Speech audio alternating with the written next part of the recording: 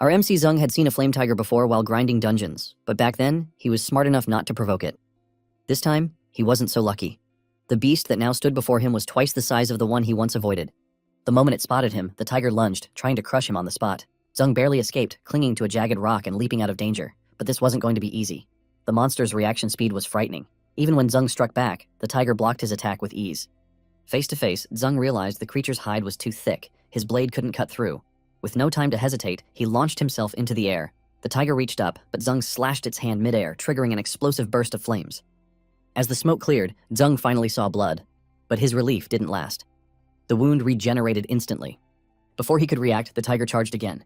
Zung blocked with a shielded arm, an ability from his elasticity trait, and quickly transformed his other hand into a cannon. One precise blast straight to the chest, and the monster fell. Back then, Zung was just an ordinary college student. In a flashback, one bully tells Zung he's not seen him in days and pins him to the wall. One other bully tells Zung to lend them some money so they'll let him off for today, especially since his dad's hospital bills are already in the tens of thousands, and a little won't make the difference. This annoys Zeng, but he doesn't say a word, so the bully gets annoyed that he doesn't reply to them. The bully asks him if his face is itching for a beating again, but a lady nearby suddenly asks them why they're extorting a pretty boy in broad daylight at school. The woman's name is Zhang Yayu, and she tells the boys they have some guts to bully one of her students. The other lady standing with her, Zhao Susu, says that she'd expel the boys if she was the one handling this. However, she tells them they might end up in a hospital if Miss Zhang steps in. Behind them, the present Super Raider is seen eating something as usual. One of the bullies whispers to their leader that they can't mess with Zhang Yayu because she used to run one of the school clubs, and her dad has some influence around here. The boys decide to split, but they promise to come back for Zhang. After they leave, Miss Zhang asks Zhang why he didn't just knock out these weaklings with one hand, and she reminds him that she's got his back if there's any trouble, so he won't take the fall. Susu replies that Zhang probably doesn't want to cause a scene because they'll try to milk him for medical fees if he hurts them. Eventually, Zhang tells Miss Zhang not to worry because he knows his limits, so he asks them if they wanted something from him. Susu tells him she was talking to Miss Jiang about something serious when Xie Siyue, the one eating, came to tell her that he was in trouble. Apparently, Siyue said she wasn't the one who saw him cornered, and Lin Yuting, the person who saw him, immediately runs over to ask him if he's hurt. Zhang thanks Yuting for calling them for help, and Yuting becomes red in the face that he thanked her and even patted her head. She's amazed by his gentleness and kindness and wishes she could always stay by his side. She tells him it's no big deal, and she blames those jerks for stealing the time she could have spent with Zhang. Eventually, Zhang thanks Yuting again, but she tells him not to be so polite, since they're hardcore teammates in the game. She says they have to keep playing Bio Wasteland together once he's gathered the money for his dad's treatment. Susu agrees with her that Abyss of the End is the ultimate dungeon, and they wouldn't make it through without him leading them. Susu suggests covering the medical payments he needs so he can pay her later. Zhang lightens up, but he suggests they talk about it another time because he's going to his part-time job presently. He says working part-time lets him earn money and improve himself, which is not so bad. Susu tries to stop him from leaving, but he tells them not to worry because he'll gather the money for his dad's surgery soon, and he tells them to focus on leveling up before he returns to the game. Eventually, Miss Jiang reminds Susu about how strong Zhang is. She asks her how she expects Zhang to pay her back if he accepts her offer of tens of thousands. Susu says she was just concerned about him, even though she had her selfish reasons too. She reminds them that the level of the account of someone named Rebellion Kid isn't high, but he has top-tier skills. If Zhang stays on the team, they'll definitely conquer Abyss of the End one day. Rebellion Kid is the top-ranked player in the entire server, and Susu believes that Zhang is on par with Rebellion Kid because of his understanding of the game. Miss Jiang mentions that Rebellion Kid solo cleared the Abyss of the End dungeon, and he's already a legend in the game. But Susu says her gut believes that Zhang is even stronger than him. Eventually, Susu tells the ladies that dinner is on her and tells them they have more dungeons to run after eating. That night, Zhang tells his mom that he'll get his paycheck tomorrow, and he'll be able to cover half of his dad's surgery cost if he combines it with what he saved. He asks her to get some rest and try to talk his dad into it when she visits. After his dad's accident, the other party paid some compensation, but it only covered a small portion of the surgery costs. So he's been working part-time to help, and with the help of some relatives, they've been able to gather about half the total cost. He hopes that things will feel less stressful once he can pay half the surgery cost the next day. He's been saving nearly half a year's salary, and he realizes he misses those times of fighting raid battles with everyone in the game. It's been so long since he logged in, so he decides to log in to check things out. When he starts the game, the system asks him if he'd like to log in with the account for the character level 25 Bone Warrior. He wonders if he should log in with his account since he turned down Susu today, so he decides to use his main account, his level 99 Rebellion Kid. When he gets in, he feels some nostalgia since he's not logged in since his dad's accident. He's currently at 999 strength and speed of 999. His main account is where he does his solo grind, but his alt account is for casual use, and he uses it to team up occasionally. Ever since he solo cleared Abyss of the End, he'd cause a commotion wherever he went, so he had no choice but to create an alt account. Later, he joined Jiang's small squad using the alternate account and rarely logged into his main. He figures that the girls will tear him apart if they find out he's actually Rebellion Kid. While going through his messages, he finds one about a challenge prepared just for him since he's a veteran player, with the option of earning gold coins that can be converted to cash that can be used in the real world. He wonders if this is a scam, but he figures that he'd be able to cover his dad's medical bills if it's true. He decides to try it out, and when he clicks the button, he suddenly gets transported somewhere and he doesn't know what's going on. Suddenly, he notices he's able to feel physical touch, which shouldn't be possible in a VR game. When he gets up, he realizes this is too realistic, and he wonders if he actually got transported into the game. When he looks at his body, he starts to freak out, and he wonders if he's a zombie. The system welcomes him to the ultimate hidden challenge. He's told that the mutant faction in the bio-wasteland is now facing an existential crisis, and they need his help. From now on, he's the wasteland zombie, a low-class rotting larva. He's currently level 1, with a strength of 7 and a speed of 22. Apparently, the New Human Revival Alliance is clearing the surface zones day and night without rest. Most of the mutant faction living on the surface has already been wiped out by the New Humans, and only the high-level mutant groups in the Abyss of the End remain relatively safe. Because the high-level mutants all act independently, their annihilation is also a matter of time if they don't unify them. In this desperate time, they recruited Zung to fight against the Human Revival Alliance and help the children of the wasteland survive. Zung remembers that the mutant faction was just a bunch of man-eating monsters according to the original game settings, and it seems that they've had several updates to change character alignment during his time away. He figures that he's screwed if this game world is real and the character role has been reversed, since he's too weak to fight against powerful players. He decides to forget about leveling up or making money because he'd probably get one-shot the moment he runs into a player since he's too weak.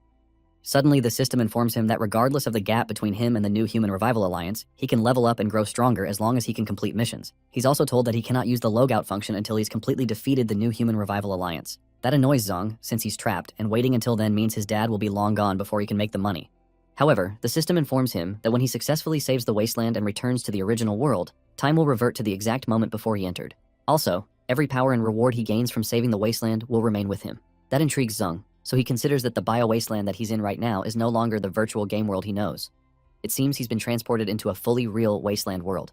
Immediately, the game tells him his first mission is to defeat one giant reaver, so Zung almost passes out.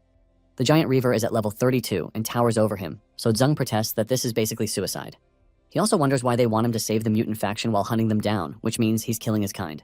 The game assures him that members of the mutant faction killed by him won't die, but they'll respawn after 24 hours. However, if they or him are killed by players, they're permanently gone. This allows the quest to be unaffected, but also allows him to farm the respawns without limit so he can level up and close the gap with the Human Revival Alliance. Zung asks what happens if the mutants hold a grudge and come back to gang up against him after they respawn. So he's told that the more times he defeats them, the more they submit to him because they'll acknowledge his strength. The system reminds him that this mission is extremely dangerous, but he'll gain massive rewards if he completes it. He's asked if he'll accept the mission or let the system delete his existence permanently if he doesn't want to. Zung recalls that his dad's surgery is around the corner, and he can make the money for that here. Since he's already a veteran player, this challenge makes him excited, so he decides to take the mission. The system tells him to go forth, and Zung realizes this mission was designed to screw him over from the start since they won't even tell him where he is. He decides to look around, and he notices he's in some kind of abandoned building, which means he's in the city area. Even though he's logged in during nighttime, which is when players are running dungeons en masse, he hasn't noticed any activity nearby, which means he's either in an obsolete low-level dungeon or a high-level zone that most players haven't cleared yet. Because of how damp the soil is, he figures that you can't find that in the dry, scorched surface of the wasteland. He guesses that he's deep underground in an abandoned city in the Abyss of the End. He knows high-level reavers should be located near the entrance to the Abyss of the End. The Abyss of the End was originally a network of underground shelters built by human survivors after the apocalypse. Their technology was incredibly advanced, but when war broke out between humans and mutants, those shelters suffered catastrophic damage. Eventually, the survivors fled to the human surface with the New Human Revival Alliance to rebuild, and the shelter network became the nesting ground of the mutant faction. The mutant law of survival is survival of the fittest, so Zeng knows that any mutant that has lasted this long in the shelter is very strong. For example, high-level reavers are distributed in the entrance zone of the Abyss, especially in Silent City. Even these entrance zone mutants are several times stronger than top-tier monsters in other regions. And this place is a hell mode for players, especially because of the environmental debuffs here. Based on Zung's past gameplay, he knows the number of monsters that spawn in this area is very high, so he needs to stay extra alert. He picks up a street vendor folding stool that has a +5 attack power, and he tries to look around to avoid stepping on traps. He cleared this place before with top gear, but this time he knows he'll be killed if he makes one mistake. Suddenly, he runs into something that looks like a monster dog. He realizes the gods of luck are not on his side, so he has no choice but to play along. Sometime later, a female reaver that's at level 55 faces another female stalker at level 49, with slightly lower strength and speed. Nearby, Zung hides close to a wall, and he's surprised because he's only seen male versions of reavers and stalkers in the game, so he wonders if it's a recent update. He identifies the reaver as his target, but he wonders why they're fighting over territory. In the game, reavers just followed a basic programmed patrol route, but this one seems to be observing its surroundings to find intruders. This means the AI has gotten smarter, or maybe it's not an AI, but it's conscious. Zung realizes she's not just busy, but she's more dangerous than anything he's faced before.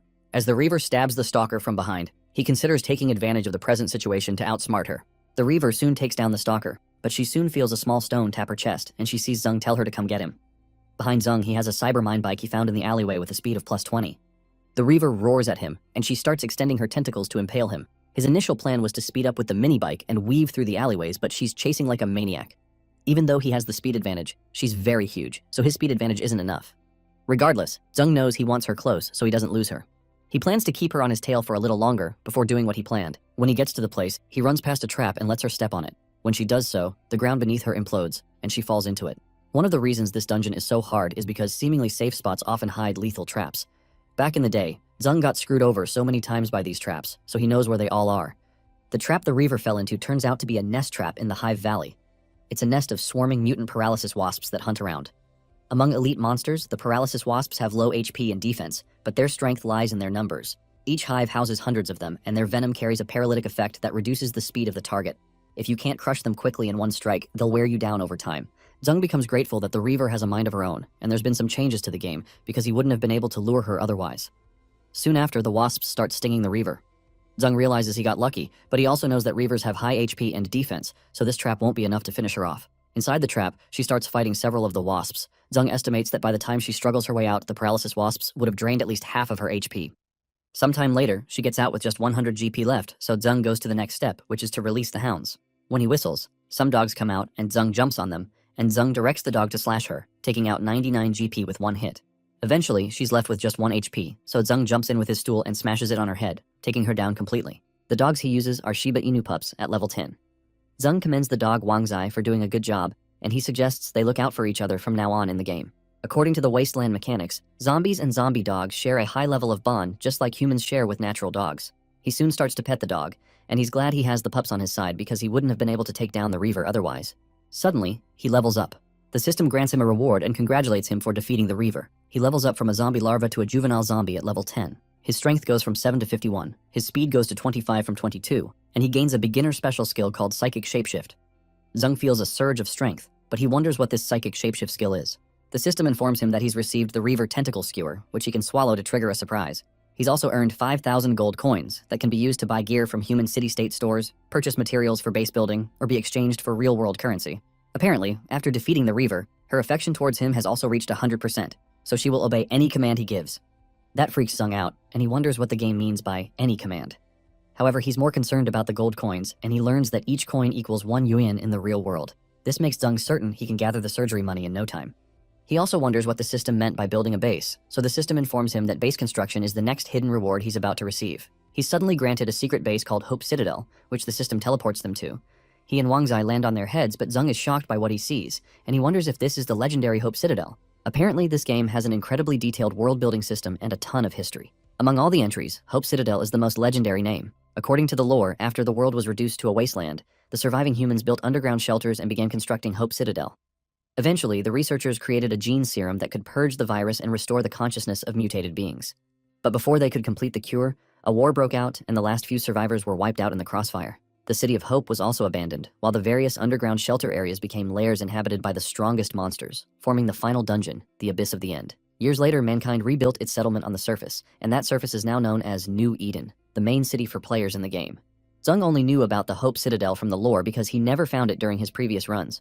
The system soon informs Zung that the Hope Citadel was hidden away by the system's emergency protection protocol after the fallout of the shelter. But it's now given to him as his beginner refuge because neither mutants nor the new human alliance can enter this place. As he completes more missions and increases his level, the facilities and features of Hope Citadel will gradually unlock. The system tells him that his next goal is to build up the Citadel by completing quests, collecting materials, and upgrading structures. In time, it will become the ultimate stronghold for all Wasteland inhabitants under his leadership. Zung's also told that the final reward for the completed mission is inside, and the system says it hopes Zung likes it. Curious, Zung decides to find out what the reward is. He also notices that Wangzai seems to have picked up a scent he likes because he's not stopped sniffing since they got there. When Zung sees the reward, he can't believe his eyes because it seems to be a zombie girl. With a smile on his face, Zung calls the system rotten and asks if it has no shame at all. Somewhere else, Siyu freshens up and goes to her bed that's filled with junk food. She soon puts on her VR glasses to log into the game and is summoned into her account where she's level 24 with a strength of 100 and a speed of 18. She soon appears in New Eden and goes into a store. She realizes she misses the days when Zung was there, when they'd be eating together because he usually has a lot of coins to buy food. As she admires some of the food, a prompt appears and asks her if she wants to enjoy the real-life experience of exclusive in-game food. The system invites her to try out the new version completely free of charge. However, she doesn't know that the prompt was generated by Zung. Out of the 4 ladies, he knows that Cue is the best to trick because she loves food. The reason he had to trick her is something that happened 10 minutes ago. 10 minutes ago, Zung asked the system how he could use this zombie girl reward. So he was told that the female zombie body is just a mindless shell. Apparently, he'd have to invite a player from the game to log in and take control of the body to use it in-game. As long as he has the supercomputer there, he can send invitations to players in the game. However, the invited player must complete the final mission to rescue the mutants before they can log out of the game. The system immediately issues him a mission to invite 1 player to join the mutant army, and Zung becomes angry because he's cool with being stuck here for his dad's bill, but he can't drag someone else here with him. The game assures him there's no need to worry because once they enter the game, their bodies in the real world will continue functioning based on their original consciousness. Their actual consciousness will just be transferred into the game to control the mutant character. Once the mission is completed, they'll both return to the exact point in time when they entered the game. That makes Zung calm down, and he realizes the system is more humane than expected. Amused, the system adds that what's more humane is the reward, because if they reach the mature stage, they'll be able to build a zombie army together, which is amazing. Zung immediately tells the system to cool off before it makes this comic R-rated.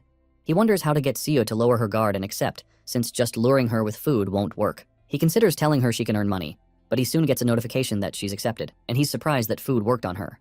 Immediately, the game links her consciousness to that of the zombie girl, and she's released in the pod. Here, she's a female zombie child at level 10 with a strength of 60 and a speed of 20. Cue notices that it all feels so real because she can sense the temperature, the air, and everything like the real world. Zung welcomes her, but she flips when she realizes the person speaking is a mutant. She rushes at Zung and tries to attack him, but he jumps out of the way. When she attacks again, he dodges again, so she jumps back to create some distance. She's surprised that he's so fast, but she doesn't relent and leaps towards him to attack again. Before she can attack him, he tells her to wait, and he shapeshifts his hand into a shield, blocking her attack. The impact launches her backward. The system congratulates Zung for unlocking the will-based transformation skill, and he's told he can use his willpower to morph his body into any desired shape as long as he stays mentally focused. At the beginner level, he can only transform his hands, but he can use other body parts and forms as his level increases. This intrigues Zeng because he can turn his arm into a shield or a weapon. He immediately turns his hand into a sword and tells her to take a good look at herself first. When Cue turns around at the glass behind her, she realizes she's now a zombie. Zung welcomes Cue to the mutant clan, and he explains that this is the legendary Citadel of Hope that he's not conquered, which will now be the base of the mutant army, and she'll be the first member of this base. Eventually, Zung explains all the rules to Cue, and even paints a tragic picture of the mutant clan's suffering. He gave her a goal to help him save the mutant clan, and she became immersed in the game's story. The key way he achieved that was to promise her free meals and a place to stay if she joined the mutants, and it worked. The system tells Zung he's successfully tricked a player into joining the mutant army, and he's given 2,000 gold, as well as some equipment, which is basically a schoolgirl, maid, and bunny girl outfit. His new quest is to get the female zombie to wear one of the outfits, which makes Zung cringe. The system tells him not to get the wrong idea because the outfits boost combat power, but Zung doesn't trust the system. However, since he has no choice, he gives her the schoolgirl outfit and she puts it on. When she puts it on, her strength increases by 10 and her speed increases by 3. After that, the system gives him 5 gold coins for completing that quest. He's also told her affection for him has increased by 15%, and he's told getting it to 100% unlocks the fusion skill. Zung becomes riled up that he was given $5, and he says he couldn't care less about the fusion skill. Suddenly, Ciu's stomach begins to growl, and she mentions that the hunger feels so real. Zung immediately prepares some raider tentacle skewers, and Ciu's mouth starts to water because of how good it smells. She thanks him and starts to eat, not even considering that he may want to eat some. Suddenly, 2 tentacles grow out of Ciu's back, and the system explains that after eating the raider tentacle skewers, she's evolved into a teen female zombie and has gained a special ability called Tentacle Strike. Her level has increased to level 15, her strength has reached 100, and her speed has reached 13. She starts to panic, but Zung simply wonders if all zombies can acquire skills by eating the right kind of food. The system confirms that, but says regular zombies can only gain power by directly biting raw flesh from prey, but the absorption takes time. However, because Ciu's body has a special constitution, and because the food she ate was a quest reward, her evolution is way faster. Zung is also told that he's more unique because he can take whatever he kills. Zung realizes that he would have had a bite if he had known, but now he can't. Oddly, the system informs him that he's received a beginner blind box that can randomly contain an item, attribute boost, or skill because he helped the female zombie level up. He's also told Ciu's evolution has triggered a new quest, which is to lead her to take control of a zombie next and defeat the current lord to become the new lord. Zung laments that he's still hungry, but he doesn't want to miss out on the chance of earning money by leaving this quest. Zung decides to tell Ciu about the new quest, so they head there. One day later, they reach the border between the Forest of Thorns and the Silent City. There aren't many zombie clans in the Abyss of the End because zombies are of the weaker race and can only hide in the border zones between forests and cities. On the southern side of the Silent City, where the Forest of Thorns is, there are several mutated animal zombies. However, zombie animals rarely enter the ruins, so the border is relatively safer, and it's a good place to find food or rotting meat left behind from animal kills. As of this point, Zheng and Siyue have infiltrated the inner ranks of the zombie clan, but the zombie groups in this world seem very different from the ones in typical post-apocalyptic games. Presently, they're all being ordered to line up for food, and they're told there will be no more food once mealtime is over. Normally, zombies only swarm when it's time to eat and they lack intelligence. This group seems to have high intelligence and strict management. They organize hunts around the forest and distribute food according to a set of rules. For example, young zombies who don't participate still receive food rations daily. They even capture human women to provide nutrition for the zombie young, but Zheng wonders why they use human women. He heard that the woman being milked used to be a human researcher who killed many zombies under the pretext of running experiments, so they may be torturing her as revenge. When it's Zheng's turn, he gets some of the milk, and the system informs him that he's gained human nutrition and increased intelligence. He immediately realizes this is the reason the zombies here are smart. Suddenly, he's grabbed by a zombie woman who tells him he's already a teenage zombie and he's in the wrong line. Zheng realizes she must be of pretty high status, and he figures she's not really hostile, but she's just trying to maintain order to grow the clan. Meanwhile, Sia, who's already received today's meat ration, joins the line again. Suddenly, an announcement is made that the Lord is back. It turns out to be a female zombie, called Zombie Lord S01. Zheng asks the system why he can't see the level and information of the zombies that just arrived, so he's told he can only view status panels for monsters defined by the official settings of the Bio Wasteland game and the players he invites. However, these zombies are native beings that exist in this world. Zheng realizes this world is entirely different from the original game, and he figures that they might have a chance as long as they can unite and dominate all mutant clans. Zheng figures that the female zombies that came in with the Lord aren't low level, and it won't be easy to take over the Lord. He also finds it weird that they have number markings on their chests. The system explains that the background of these zombies goes back to the genetic experiments of the Citadel of Hope. After humans established the Citadel of Hope, they built a genetics lab. The original purpose of the lab was to find a way to suppress biological mutations and return them to normal. However, the research didn't go well, and the zombies that were injected with the genetic serum became more violent, and their mutations accelerated. The researchers believed it was because the male zombies carried excess hyperandrogens in the virus, so they focused on the females. So they had to number all of them to track each subject. The experiment on the female zombies was extremely cruel, and even though the research failed, it accidentally produced a super serum. Humans injected with the super serum became immune to the zombie virus, stronger and faster. It was at this point humanity turned their focus from saving mutated beings to defeating them. They began to select elite humans to inject with the super serum to make them the new humans. The first wave of new humans began hunting more mutant creatures to create more serums, but they didn't realize that the first female zombie injected with the super serum had started to change. The first female, labeled S00, was the first to evolve intelligence, which made her remember all they did to her. This caused rage and a deep genetic explosion within her that caused her experimental genes to evolve drastically. In her berserk state, she led the other zombies to break out of the lab, and the others began awakening during the escape. To respond to the emergency, the new humans rushed to the lab. For new humans, killing ordinary evolved zombies was easy, but for these advanced zombies, they were no match, and they were brutally killed. S00 led the intelligent zombies and other mutant clans to destroy the Citadel of Hope, and they drove out the humans. Since then, S00 has never been seen again, and the powerful zombies continued ruling. Zheng mulls over the information, and he's glad because he feels he has an upper hand. Suddenly, the zombie lord approaches him and says he looks unfamiliar, and she also questions his creepy smirk. She asks if he's a spy from the human side and considers digging his eye out, but she's suddenly stopped by Siyue. The lord is amused that Siyue is protecting her comrade, and she agrees because the mutant clans should be brave and united. However, she wonders how a lowly zombie like Siyue evolved to have a raider skill. Eventually, the Lord commends the previous female zombie, Li Ying, for doing a good job with feeding the clan to help boost their intelligence. Because of that, the Lord tells Ying to arrange the next round of survival training. Zheng realizes that Siyue is reliable, and she stepped in when needed. He wonders what the survival training is about, so another zombie girl tells him it's when they let young zombies who have reached a certain growth phase form their own teams of 3 zombies and survive in the Forest of Thorns for 1 month. Only those who return alive can stay in the nest. Zheng recalls from the game that the mutated beasts in the Forest of Thorns are extremely powerful, which means surviving there will be hell difficulty. Meanwhile, Ying asks the Lord if this isn't too soon, and offers to train the kids a bit more since only 1/10 returned alive the last time. However, the Lord asks her if she's trying to teach her how to do her job, so Ying concedes. The Lord explains that it's only a matter of time before the new humans come back, so they need to grow faster. She says being captured by new humans is truly a fate worse than being killed in survival training. Meanwhile, some humans somewhere sense that Dr. Chin, the woman being milked, has been blindfolded by the zombies. This guy is a Ghost Eye sniper at level 34, and he's the lord of the Ghost Eye Alliance of the New Human Army. He figures that the zombies are too cunning because even though he has a shared vision skill, he can't see anything through the cracks. He complains that Dr. Chin turned out to be a wasted pawn. Meanwhile, a lady named Bloodthirsty Electric Blade at level 36, the lord of the Bloodlust Paradise faction, mentions that zombies seem to be evolving the fastest among the mutant clans. She says they need to learn why, and she suggests the Bloodlust Paradise needs to take over the investigation. This annoys the sniper who attempts to start a fight. The lady decides to fight to have fun too, but some other man stops them. He's Iron Max X at level 39 and the Lord of the Iron Science faction. Iron Max X reminds them of the price they paid to qualify for this real game world, and he reminds them they'll be wiped out in this world if they don't work together and complete the final mission, because dying here means being gone forever. Meanwhile, the rebellious one, at level 99, the new human hunter commander, says that Iron Max is right.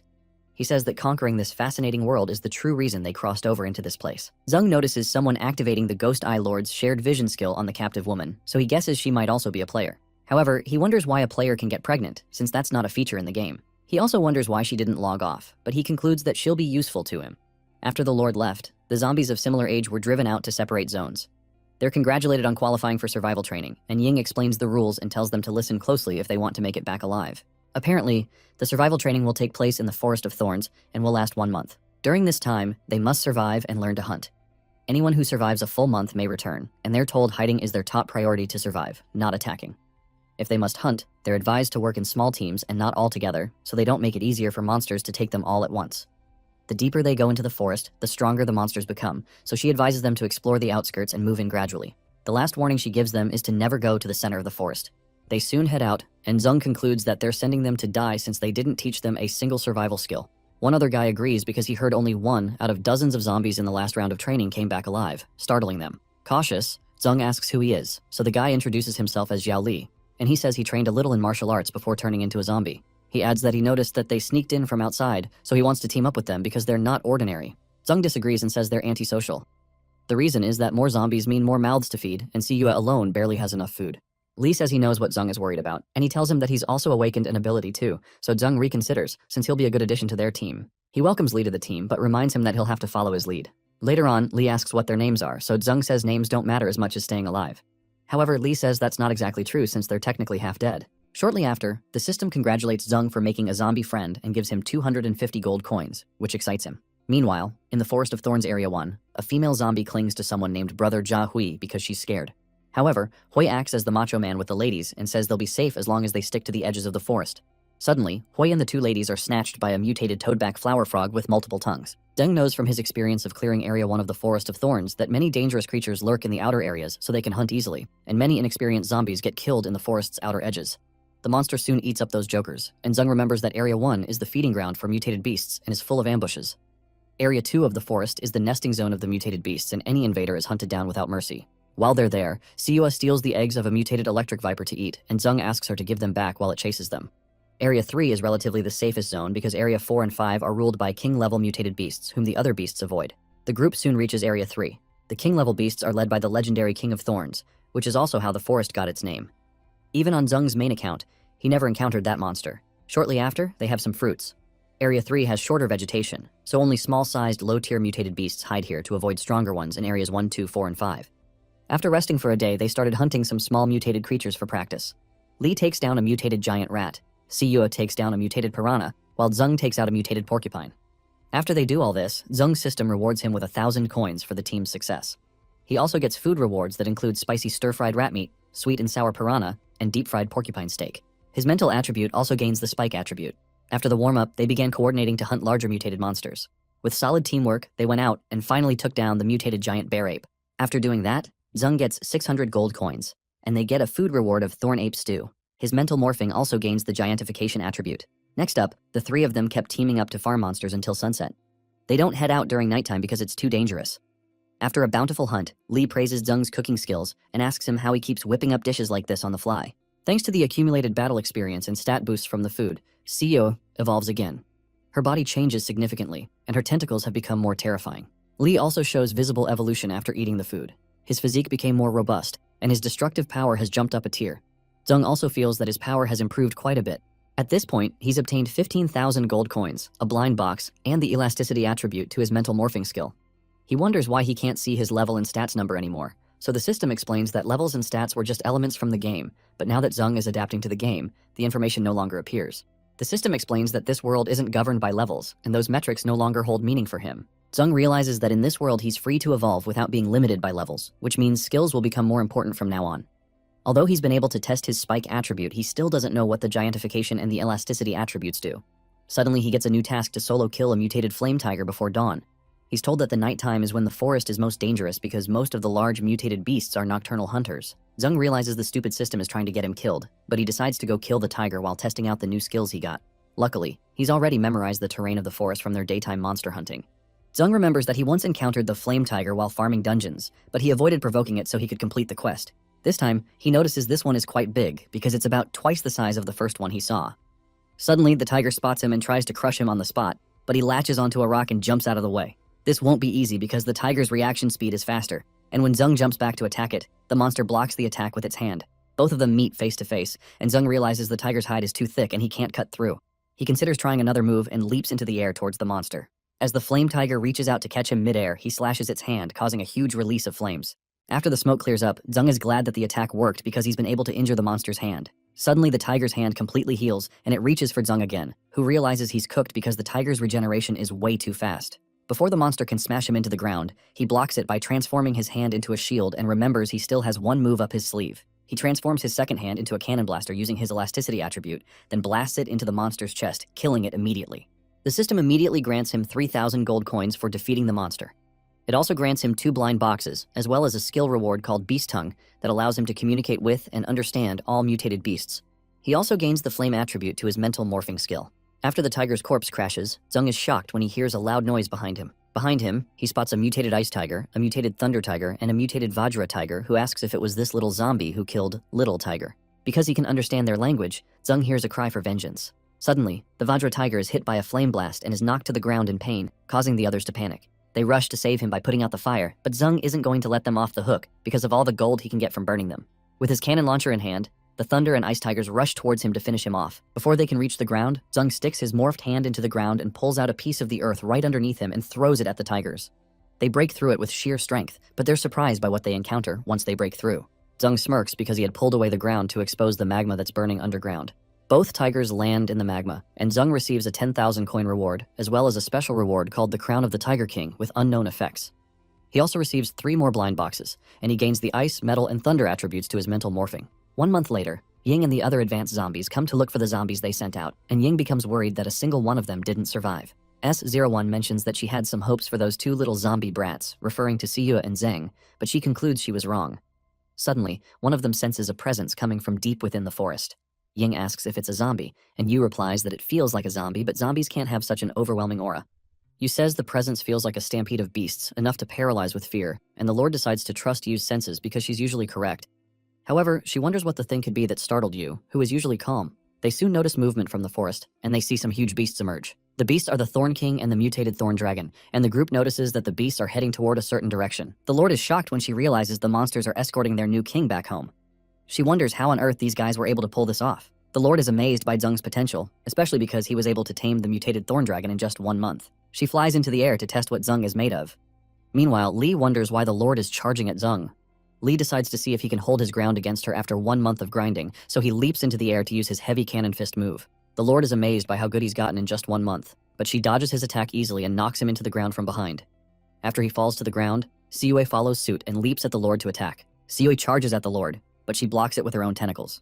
She admits that Siyue is stronger than the last guy, and she's also fast, but Siyue becomes further enraged that she hurt her comrade, so she blasts the Lord with beams from her tentacles. The Lord protects herself, using her wings, and when she doesn't open up after the attack, Siyue becomes confused and tries biting the shell to get it to open, to no avail. Suddenly, the Lord bursts out of the covering and says it's a shame that Siyue has no tactics. She activates her hypnotic sound wave and captivates Siyue, then tells her she'll be ridiculously strong one day, but she'll have to go to sleep for now. After Siyue passes out, the Lord turns her attention to Zung, and she tells him she wasn't too hard on his teammates.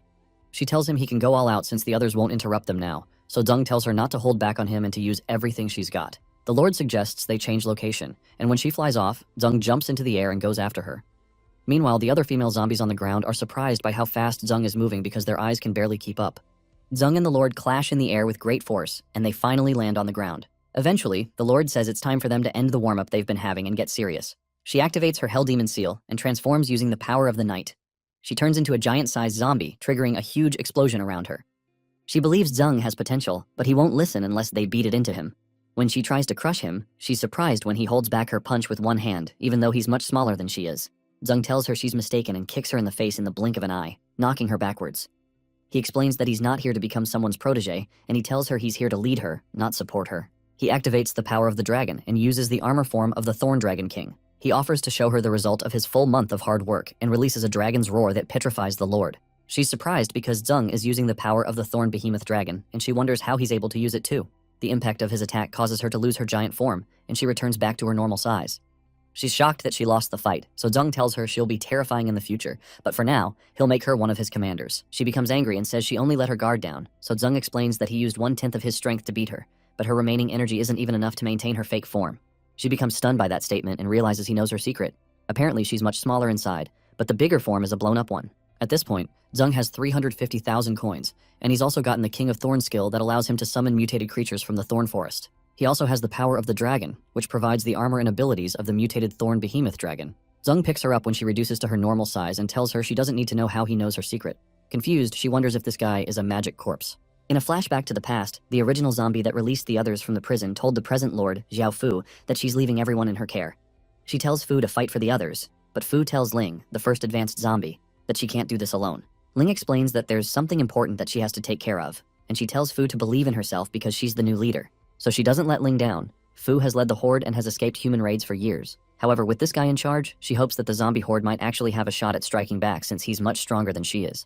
She immediately bows to Zung and asks him to lead them, referring to him as Lord. Immediately, the system congratulates Zung for defeating the zombie nest leader and gives him 10,000 coins.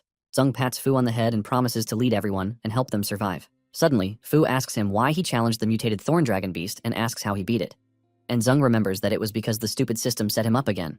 After he beat the tiger's family, he got some serious stats and more blind boxes. He soon triggered a hidden quest to defeat the mutated Thorn Dragon Beast in one day, and Zung concluded that the system wanted him dead. To finish the mission, he opened all 6 blind boxes at once and got lucky enough to pull out 6 clone cards. A clone card allows him to duplicate himself and grants his clone about 80% of his power, but the whole thing only lasts 2 hours. If it was just him fighting alone, he would be dead by now. But 7 of him was enough to do the job. He basically worked with himself to overwhelm the dragon, and that's when Siyu joined in to provide fire support. At the point when the dragon was barely clinging to life, the clones hit their limits and Zung realized he was cooked. Luckily, Li showed up to offer support, so Zung launched him at the monster to land the final blow. After the dragon beast was taken down, Zung received 70,000 gold coins as a reward and got the King of Thorns dragon power. When that happened, Zung told the Dragon Thorn that he's still the king of the forest, but he just needs its support until he defeats the new humans. In the present, Zung just tells Fu that he and the dragon beast hit it off and became friends because she wouldn't even believe it if he told her the truth. Meanwhile, at the base, a huge zombie feeds his pet zombie bird named Xiaolu. Suddenly, the roof above them breaks, and some women jump in. One of them blows up the zombie's head, and the bird runs away to notify the others that the new humans have infiltrated the base. The ladies start taking down zombie after zombie, and the squad leader calls the zombies pathetic. The other ladies behind her caution that they shouldn't let their guard down because there are some high-level zombies here who have awakened abilities. They decide to hurry since their mission here is to eliminate the infected undercover agent. Suddenly, a huge hand grabs the 2 ladies behind, surprising the squad leader. A huge zombie appears, and the squad leader can't believe that there's such a huge zombie in the base. The zombie bird mocks her and says that the huge zombie, Old Wang, has the ability called gigantification. Wang tosses both ladies in his mouth, and he reaches out to the leader to also have her as a snack. Before he can grab her, she jumps out of the way. She realizes that tech weapons don't do much to the zombie, so she decides to activate her new human ability. Her ability grants her amazing speed, and she uses a skill called Gale Step Mirage to twist Wang around himself. She soon approaches the pregnant scientist, who asks who's there. When she gets close, the squad leader speaks, and the scientist rejoices when she recognizes her voice, referring to her as Wing Shadow. However, Wing Shadow apologizes and says Ghost Eye already gave the order to wipe out the nest and kill her. She tells the scientist to blame herself for carrying a zombie baby. Shocked, the scientist tries to stop her and asks her to listen, but she doesn't, and she fires the bullet. However, it's not the scientist's head that is blown to bits, but Wing Shadow's arm. She's shocked when her arm falls off, and it turns out to be Li who's excited to test out his new skills on her. Li jumps forward to slash her with his sword, but she manages to jump out of the way and dodge the rest of his attacks. Li admits that she's pretty fast, and he tells her to use up all her tricks because she won't get another chance. Wing Shadow is shocked that zombies here have evolved to be able to speak fluently, but she surrounds him with her gale, certain she can still crush him regardless since he's just a zombie. As she tries to run circles around him, he knocks her off her feet with a huge rocky hand, and the dragon behind him gobbles her up. After that, Li mentions that the hostage scientist is the reason they lost so many people, so he considers feeding her to the dragon as a bonus. However, Zung tells Li to leave this one to him, and he tells him to gather the surviving mutants in the nest and wait for his signal. Zung releases the woman from her chains, and she begs him to kill her already, but Zung tells her it'll be too kind to kill her since she'll just respawn since she's a player. His statement shocks the woman, and she wonders how he knows about players since he's a mutant. She mentions that it seems he doesn't know what the current game world has become. So Zung asks her what she means by that. Since she's dying already, she decides there's no harm in telling him. She explains that they're players who received invitations to experience the real version of the game, but they were locked in and unable to go back the moment they became characters. She explains that dying in this world actually means dying for real. Zung is intrigued that the other players were invited too, but he wonders why he was the only one who became a zombie. Confused, he asks her what's wrong with her stomach, so she says it's all because of a scumbag. Apparently, she was originally a PhD student in bioengineering at Qingbei University, but she couldn't graduate because her dissertation kept failing. When she got home, she got bored and played Bio Wasteland to kill time. And that is where she met someone named Thunderfire. He started running dungeons with her daily, and they eventually became in-game lovers. One day, he suddenly sent her a system invite to enjoy the full immersive experience of the game. She decided to start it, but that was the start of a nightmare. At first, she was fascinated by how real everything was. Then she and Thunderfire became lovers in this real world too. Apparently, Thunderfire recommended her to help the New Human Revival Alliance develop a biological evolution serum. She didn't expect the game world's tech to be more advanced than that of the real world, and over time her research began to show good results. However, she later found out that Thunderfire was secretly locking lips with another player, but she was already pregnant with his child as of the time. To get rid of her, the scumbag set her up during a mission, and she fell into a mutant trap.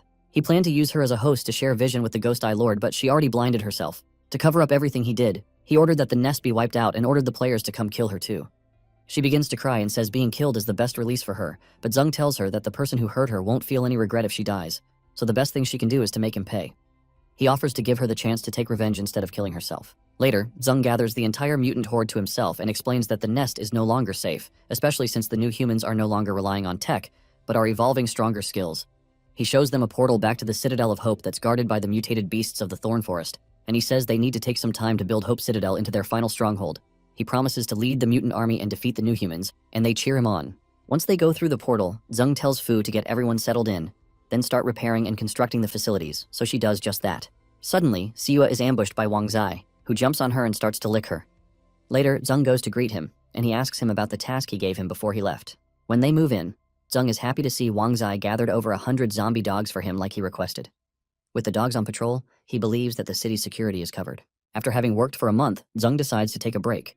Suddenly, the system informs him that Hope City has enough builders, but they need a large number of energy cores to restore full operations.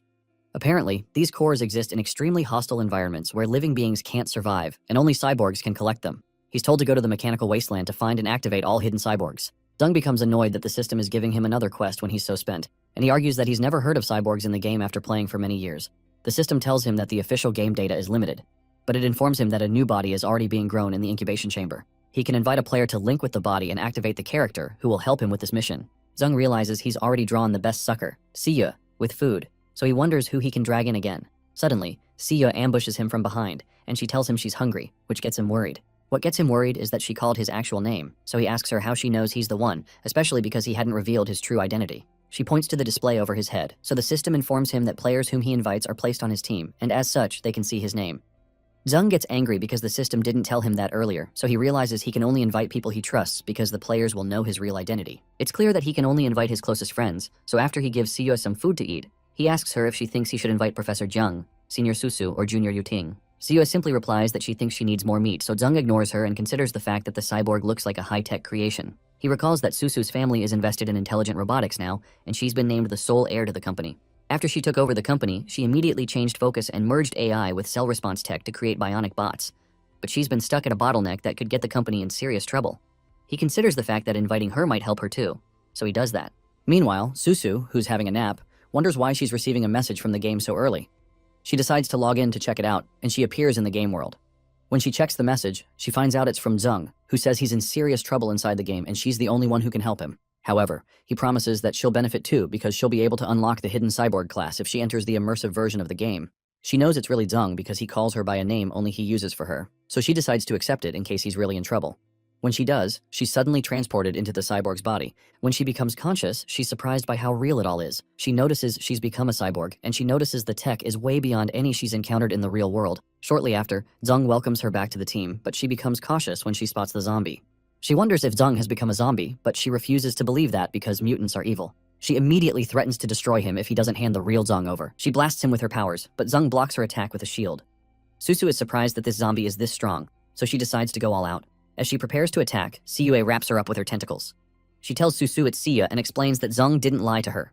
She asks Susu to focus her vision on Zung's head, and she'll be able to see the party info for all players. Confused, Susu tries it out, and she's shocked to find out that Zung is the zombie nest leader.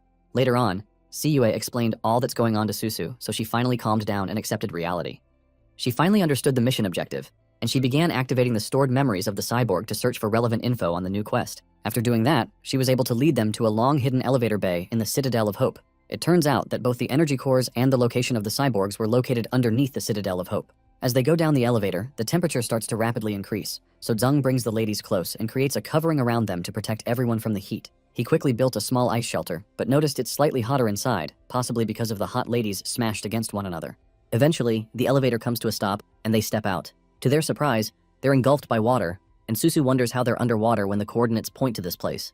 Regardless, Zung tells her to lead the way, so she tracks down the cyborg location. While they're swimming, Zung notices some mutated merfolks, and he's surprised because they're a species only mentioned in the official game lore. The mermaids seem excited to come close, so Zung stays to look at them for some time, but it's a cover, and things suddenly go awry. Before the mermaids can attack him, Zung impales them with his spikes. Zung was able to see through their camouflage because he's read about their true nature in the official guide, and he knows their strength is in their numbers. Shortly after, they're surrounded by another group of merfolks, and they realize they have no choice but to fight. Zung starts to freeze them, and Susu steps up by blasting any mermaid in her sight. Meanwhile, Siyue stabs the mermaids with her tentacles. Suddenly, the merfolk stop attacking as if something scared them off. Susu immediately notifies the team to take cover because she's detected a large creature nearby. It turns out to be a legendary mutated evil megalodon, and the team goes to hide. Suddenly, the megalodon is grabbed by another huge monster, the mutated titan squid, who prepares to have him for dinner. When the squid sucks in, the entire team is dragged along. Shortly after, they end up inside the octopus. Inside the octopus, they find some sort of building, so Susu identifies the place as the location of the energy core and the cyborg army, referring to it as the legendary ghost ruins. Zung wonders how the ghost ruins ended up inside the mutated titan emperor squid, so Susu figures that humans probably tried to ditch the energy core and the cyborg army base into the sea, and the squid must have accidentally swallowed it. When they move in, they notice several inactive cyborgs on the ground, so Susu says that her data refers to these cyborgs as the Titan female core, the strongest force in the cyborg army. Apparently they consume a lot of energy because they're huge, so they went dormant after they ran out of power. They decide to quickly run past these robots because of how creepy they are, and Zung mentions that he feels like they're watching them. While moving forward, Zung asks Susu where to go next, so she tells him that the ghost ruins layout has changed from what she remembers, and she wonders if the place mutated too. Zung has never heard of a mutating city, but he believes it's not out of place since this place is part of the mutant's body. To find the energy core faster, Susu suggested that the group split up and notify the team for backup immediately if they run into danger. While Zung is looking around, he wonders if they're really in the legendary ghost ruins. He's suddenly ambushed. The person ambushing him wonders why a zombie would be here and if the zombies continued evolving after the chaos. However, he decides to treat Zung like trash and feed him to his Titan Emperor squid baby as a snack. Suddenly, the system apologizes to Zung for the delay and gives him the reward for completing the cyborg body mission with his teammates, which is 20,000 gold coins, a penetrating strike combo, and a blind box. His new mission is to recover the cyborg leader, Dr. Mecha. Zung now has a few other skills that include death evolution, which allows him to recover and undergo maximum evolution when near death. He also has the perception skill, which allows him to sense hostile creatures nearby and identify their original form. Zung is glad that he ran into a major boss at the beginning of this mission, which is the best time for him to test his new skills. Meanwhile, Siyue is surprised because she fell into the water again, but she's soon surrounded by mutated piranhas. She immediately starts slashing the monsters since they're not a threat, and they're a gourmet gift from heaven. Because she needs energy to keep exploring, she kills a lot of them and finds a spot above water to roast them. The surviving piranhas skedaddle, and they summon the mother piranha, who's livid that Siyue ate her babies. However, Siyue's excited to see her, and the mother piranha realizes she's cooked, literally and figuratively. Meanwhile, Susu notices that the signal is getting stronger, so she concludes she must be close to the cyborg control room. When she moves forward, she accidentally triggers a laser net, so she activates her cyborg body and detaches her body parts so each part can fit through the holes. When she passes through the net, she reattaches her body. It amazes her that the robotic tech in this world is so advanced, and she wonders what will happen if they apply this tech to their project in the real world. She eventually approaches the nearby door, and after unlocking it, she finds several vials filled with dormant cyborgs. She activates the cyborg army, and the cyborgs are released. When they come out, the cyborgs identify her as an intruder, and they switch to slaughter mode. Susu is shocked and wonders why these cyborgs are attacking their allies. One of them tries to smash her into the ground, so she jumps out of the way. She knows cyborgs are brain-machine hybrids, but this one is acting like a broken recorder, which means something is off. She quickly activates her energy shield before the blast from the cyborg reaches her. She soon realizes that the cyborg's energy level is at 200%, and the cyborg soon moves close and switches to close combat annihilation mode. However, Susu activates her super AI Tien, which allows her to predict enemy movement. With that, she's able to dodge his punch, so she easily detaches his hand so he doesn't have a weapon. In a moment, she detaches its legs also, so the cyborg falls on its back and keeps yelling to eliminate the intruders. Susu decides to reset its system. And when she does, she confirms her suspicion that the cyborg system had a forced command implanted. She reinstalls everything and restarts the system. And when the cyborg wakes up, he wonders why he's outside the stasis pod. Susu informs him that he had a kill program implanted in him, but he's back to normal, so she asks him to tell her what happened earlier. When the cyborg looks at her, he asks if it's a prototype unit, and when Susu asks what he means, he says it's a long story. Apparently, back then, someone named Dr. Guangya was the top scientist in AI robotics, and he used his self-made cyborgs to transport nuclear energy to help build the Citadel of Hope. Over time, the cyborgs became more capable and became responsible for defending the Citadel, which is how the Cyborg Legion was formed. However, a rebellion later broke out in the Hope Citadel, and the entire Legion was exiled. The reason they exiled them was because they feared the awakened zombies might gain access to the cyborg technology. At this point, the humans built the most advanced tech in cyborgs into a prototype unit, but the prototype unit suddenly disappeared after the rebellion and wasn't exiled with the Legion. As for the kill program, he explains that it was probably the Guardian protocol that Dr. Guangya implanted. The cyborg expresses its confusion as to why Dr. Guangya would exile them and embed such a program in them. Susu turns around and says they'll have to go ask him, but the other cyborg wonders where she'd find him. Behind her, the other cyborgs ambush her and try to eliminate her. The other cyborg explains that there were 300 of them, and it's likely they all had a Guardian protocol installed. Suddenly, a huge punch knocks the cyborgs to the ground, and Susu is shocked that it's coming from the Titan female unit they saw in hibernation. However, the Titan cyborg addresses Susu as Prototype and their leader, and she informs her that she came here for her. Susu is confused, so the Titan explains that the Titan female unit was a special team created around the Prototype unit. It has only 9 members, and they all follow her orders. Apparently, Dr. Guangya implanted a special protocol in them, and only the Prototype could awaken them. When Susu realizes she's here to follow her orders, she informs the Titan that she needs help with something important right now. Meanwhile, Zeng keeps locking horns with Dr. Mecha. He tries to punch his tentacles, but he's surprised that the guy's tentacles feel so squishy and are able to completely nullify his attack. While this is going on, Cua holds the now dead Mother Piranha over the fire to roast. After she's had her fill, she jumps back into the water to regroup with the others. She runs into something that seems like a piranha nest, and she's suddenly ambushed by the top dog, the mutated Z-Clan Piranha King. Inside the facility, Zeng blasts the doctor with thunder, but the doctor is amused because the electric current feels good. Zeng is surprised that this guy can absorb electricity, so the doctor tells him that he has electric eel genes in his body, so his attacks only give him more energy. In that case, Zeng decides to roast him alive, so he blasts him with fire. However, the doctor blocks the attack easily, much to Zeng's surprise. The doctor tells him not to be surprised, because he's also fused with worm genes, so high temperatures don't affect him either. But the doctor confesses that he's curious how a tiny zombie like him can have such high intelligence and possess so many powers. The doctor offers to let him go if he stops now, as long as he's not a threat and has awakened his intelligence. However, Zeng tells him he's just an ordinary little zombie, but he came here for the energy core, and he's not leaving until he finishes his mission. Dr. Guangya is surprised he knows about the energy core, but he tells Zeng there's no way he can give them to him. Zeng tells him it doesn't matter if he wants to give it or not, and he decides it's time to try out the new skill he got earlier. He activates his internal force combo and blasts the doctor's tentacles. After a moment, the doctor starts to scream, and he wonders what's going on since his octopus cells are supposed to cushion any impact, but he's taking impact. The doctor realizes the skill transfers damage over distance and then bursts all at once, making it stronger than before. As the force knocks him on his back, he wonders how this little zombie has so many odd tricks. Zeng decides to end the doctor's life, but Susu grabs his morphed hand with a chain she released from her hand, and she tells Zeng not to kill the doc. The doctor is shocked that he's seeing a first-gen cyborg, so Zeng asks her what's going on. Susu asks Dr. Guangya, whom she refers to as Dr. Guangya, to explain what happened after he was exiled. Dr. Guangya soon starts explaining that it all started with the uprising in the Citadel of Hope. In a flashback, an official thanks Dr. Guangya for everything he's done, but they tell him they can't risk the cyborg tech leaking out because of the rebellion, so they have to exile the cyborgs to an uninhabited secret place. Guangya protests that they're using them and tossing them away like garbage. He knew that humanity wanted the exile of the cyborg army not only to protect the tech, but also because they feared the power of the cyborgs. The official tells Guangya that they'll continue treating his zombified daughter and keep working on turning her back into a human if he agrees, but they'll have to leave her if he doesn't. Because of that, Guangya was forced to make a terrible decision. To protect his daughter and save the cyborg army, he decided to carry out the exile plan on his own. After he embarked on that journey, the first-generation cyborg was sent to the human base to be dismantled.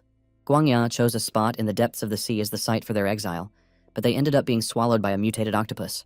When he woke up, he realized they were inside the octopus's belly. The octopus had also swallowed a small town, and this was what allowed them to be able to survive. Using some parts from the town, Guangya transformed himself into a cyborg brain linked with the octopus's heart and brain. With that, he was able to control the octopus and also coexist with it. He also put the cyborg army into hibernation and implanted an anti-intruder program into them so that no one could enter or leave, so his daughter could continue her treatment. He says he's been living here for many years and has lost track of time, and he doesn't even know if his daughter is still alive or how she's doing now. Guangya admits that he never thought he'd see such a powerful zombie, and he finds it odd that a first-generation cyborg showed up on the same day too. Suddenly, Zeng asks the doc if he'd like to see his daughter if she was still alive. so he says he would love to. However, he says he doesn't know how to separate himself since he's merged with the octopus. Susu offers to help out, and she orders the Titan cyborg to separate Guangya's core system, preserve his energy core, and then reconnect his mechanical limbs. Once that's done, she reboots his system, and Guangya is surprised when his consciousness returns. Susu also informs him that she uploaded all the historical records from this world into his new body, which includes Guang Xiaofei's data, his daughter. Guangya becomes angry because he didn't expect to be tricked by the new humans, but he's glad that Xiaofei has awakened her consciousness. Eventually, Zeng notifies the doc that the new humans have gotten stronger, so the mutants have taken the Hope City as their base to strike back once they've built up their power. Guangya asks them if they're here to retrieve the energy core and activate the cyborg army, so he says they can have it all if they agree to one condition. Zeng says he'll do whatever it is if it is within his ability, so the doctor comes close and whispers something into his ears. The request shocks Zeng, so the doctor tells him not to speak loudly. However, Susu has a bad feeling about the whole thing. Sometime later, the doc takes them to the surface using the octopus, so Susu asks the doctor if he's not coming back with them to see Xiaofei. He says he's going to return, but there's something important that he needs to do first, and he tells Zeng that he's leaving Xiaofei in his hands, and he reminds him not to forget his promise. He also tells Zeng to ensure he wins the fight against the new humans. Later, they successfully bring back the energy core back to the Hope City, and when they reactivate it, energy spreads through the city. The system congratulates Zeng for recovering the energy core and the cyborg army and grants him 20,000 gold coins as well as 2 mystery boxes. Zeng checks out his stats, and he's glad to see he's accrued so much funds and his abilities have evolved significantly. He asks the system how he can transfer some of the gold into the real world, so he's told to input his real-world bank card number panel and the funds will be transferred instantly. However, he's advised to keep some gold because the system is about to open a special shop. Apparently, it's a game store that's designed specifically for mutants. He can purchase weapons, skills, and even some rare items that are useful for mutants. When he looks through the store, he sees a mutant primary evolution card that costs 100,000 gold coins, a mutant random skill mystery box that costs 200,000 gold coins, and a nuclear-powered battle tank that costs 250,000 coins. Zeng realizes the prices are really high, so he decides to use part of the gold to pay for his dad's surgery and then start saving again. He asks the system to give him a new mission, so he's told to invite a new player into the Zerg Queen's body. Zeng looks at the new body in the pod, and suddenly he remembers that he forgot to bring Siyue back from the mission. Meanwhile, Dr. Guangya heads out to see his mutated Piranha King baby, Big Bao, and he brings a huge fish for the Piranha King to eat. When he puts the fish in, he notices that it was eaten at a very rapid pace, which is abnormal for Big Bao, so he decides to check for himself. When he dives underwater, he's shocked to see a zombie girl with piranha tentacles eating the fish. He figures that she must have eaten Big Bao, and he remembers seeing her from the data Susu copied into him. He knows she's one of Zeng's comrades, but he notices something seems off, so he figures that she absorbed too much piranha gene. The piranha gene has aggressive properties, and she's probably gone berserk. But he's impressed that she's able to wipe out Big Bao's whole school of fish, so he considers bringing her along for future missions. Before that, he decides to calm her down first. Meanwhile, some guy named Zhao Huo has fun with 2 other female fighters. He tells one of the ladies, Yi, that she can come to his room that night to know the secret of new human evolution, and he talks about battling it out with her and the other lady, Luo Luo, that night. Suddenly, the roof of the place they're in is broken into, so Huo goes into a rage to fight whoever disturbed his private time. Before he knows what's going on, someone grabs his face and smashes it into the ground. The lady asks him if he thinks he has a chance against her, and Huo recognizes her as Sister Guangling. He's surprised she came to see him, so he asks why they can't talk this out instead of being physical, but she tells him she's not the one looking for him, but the boss. Huo gets up and quickly greets the boss, Ghost Eye, and asks that he give his little bro a heads up next time so he can come meet him instead of him coming. Ghost Eye tells him there'll be no next time if the mission fails again. That surprises Huo, and he says he can't believe that Feng Ying and her team failed, especially since Feng Ying is one of his best fighters. He mentions that he also told her to bring 2 other helpers to ambush them. So Ghost Eye tells him that he's out here drinking and partying, so he hasn't realized that zombies in the wasteland have evolved. He adds that they're evolving faster, and several powerful zombie leaders have appeared. Ghost Eye explains that Ling will lead the team this time, and Huo will take 10 mid-level players to clear out the zombie nest. He tells them to take any zombie leader they find alive because the commander wants to do some research on them. Meanwhile, in the real world, Yuting puts on her VR goggles, and she considers the fact that she's not seen Susu or Siyue log in for a while. She decides to look for them inside the game as she reminisces about the good old days. While she's looking around, she hears that the rebellious kid, the top player, has shown up at the Hunter Guild recently. Apparently, a lot of fast-evolving zombie leaders have appeared, and everyone's being urged to level up. The guy mentions that he needs to find a way to evolve and awaken his human abilities too, so Yuting wonders what's going on since that was not part of the game before. The other guy replies to the first person that working hard won't help because he's heard that one needs an official secret invitation email to qualify for awakening. Suddenly, Yuting receives an unread message, and when she opens it, she learns it's from Zeng, Susu, and Siyue, who claim to have been captured by the mutated villain commander. The message asks her to accept the hidden invitation if she wants to rescue them. She's also told she can unlock a brand new hidden class. However, she wonders if it's a scam. Meanwhile, Zeng wonders if Yuting will fall for the lame excuse he wrote in the message. He figures that Yuting is easier to trick than Professor Jiang, and he apologizes to her. Suddenly, Yuting's mind is linked to the Zerg Queen's body. When she awakens, she wonders where she is and where the teammates she's supposed to rescue are. She also notices how real everything seems. But someone soon calls out her name, and it turns out to be Zeng. All she sees is a zombie wave at her, so she wonders if Zeng and the others were also tricked here by this zombie too. She becomes worried because she's the only one left and suddenly collapses under pressure. Zeng rushes to catch her and he quickly tells her that he's Zeng. However, she doesn't believe him, especially because there's no way Zeng would turn into a zombie. She asks him if he hid all her seniors somewhere and threatens to tear him to pieces if he doesn't give them back. Suddenly, huge bugs appear around her, and Zeng wonders if this is the ability of her current form. The system confirms that her form isn't just some average class, but she's literally the queen of the insectoids. Zeng is surprised that the legendary race exists, since he's only seen them described on the game official site. From what he remembers, the insectoid queen can mentally control all members of the insectoid army to attack. So he figures that trying to explain things now won't work. She soon orders some of her insectoids to attack him, so Zeng jumps off the ground and prepares to fight her until she calms down. He quickly freezes the ground and the insectoids. Then he asks her to look at herself for a second. When she sees her reflection on one of the ice particles, she becomes confused, and when she looks at Zeng's head, she sees the display panel that shows Zeng's name and confirms that he's the Nest Lord. When she sees it, she starts crying because he's really the one, and she finally calms down. When she calms down, Susu and Zeng explain things to her. She finds it horrible that it's always the mutants of this world who are always getting oppressed, and she immediately supports making the new humans pay since she's now a mutant. However, Zeng calms her down because there are other stuff to deal with. Even though he knows Yuting is a bit timid, he knows she's got good fighting ability. Since Susu can easily handle the construction, Zeng decides to take Yuting out so she can level up through missions. He soon checks with the system to give out a new mission, so the system first gives him 15,000 gold coins for successfully summoning a teammate. His new mission is called Strike First, and he's supposed to eliminate a team led by Ling and Huo who are likely to make a move soon. Zeng recognizes Huo and Ling, and he's glad to run into them again. He immediately tells Susu to focus on construction, and he takes Yuting with him. Meanwhile, at a hidden location, Ling tells Huo that they are out of options. She reminds him that they're all players who crossed into the game, and they disappear forever if they die here. However, Huo asks her to remain calm because they can handle any zombie if they team up. She reminds him of how Feng Ying died, so he said it's his fault for not sending enough backup with her. Regardless, Ling tells him he's wrong, because their numbers don't matter if the strength they're up against is too great. She shows him a secret weapon she got from Ghost Eye, but she warns him not to use all of it since they still don't know the side effects. He excitedly takes it from her and injects himself, stating that one shot of this is more than enough to deal with those zombie trash. His body suddenly starts to transform as he takes the shot, and a great deal of fire spews out of his body. Meanwhile, Siue wakes up from her slumber and wonders where she is. She wonders how she blacked out, and she remembers that she was supposed to meet with Zeng and the others. Suddenly, the doc appears to her on screen and tells her it's nice to meet her for the first time. He explains to her that she went on a rampage and blacked out because she ate too many mutant piranhas, which caused her to evolve way too fast. He informs her that her friends already got the energy core and have returned to the Citadel of Hope, and he's notified them that she's here. Siue looks dejected, so the doctor tells her not to feel down because she'll be with him for now, and the next part of their journey will be her favorite since they're going on a food tour. He tells her to go change in the room, and later come to the lab so they can head out together. They soon head out, and Guangya leads her to the Titan's Abyss, the ruin of an ancient civilization where there are some ancient writings. He explains that the writings on their left shows that the ancient civilization had fully mastered nuclear energy. Apparently, the energy core they found was one of the many things they got from these ruins. Despite being so advanced, the ancient civilization firmly believed in the existence of gods.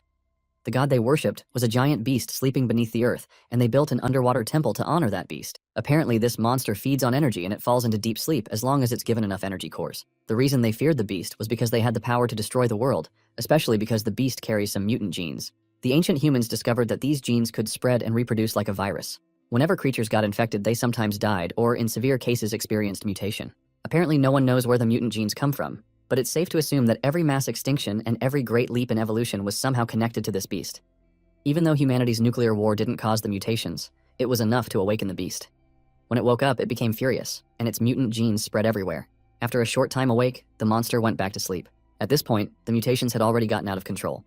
Guangya hopes to be able to find and study the beast's mutant genes so he can find a way to help turn Xiaofei, his daughter, back into a human. However, he knows that the path to reach the beast's sleeping chamber is a long one, and there will be all sorts of mutant monsters on their way there. Suddenly, Guangya finds Siue eating one of the crab-like monsters that she found on the way.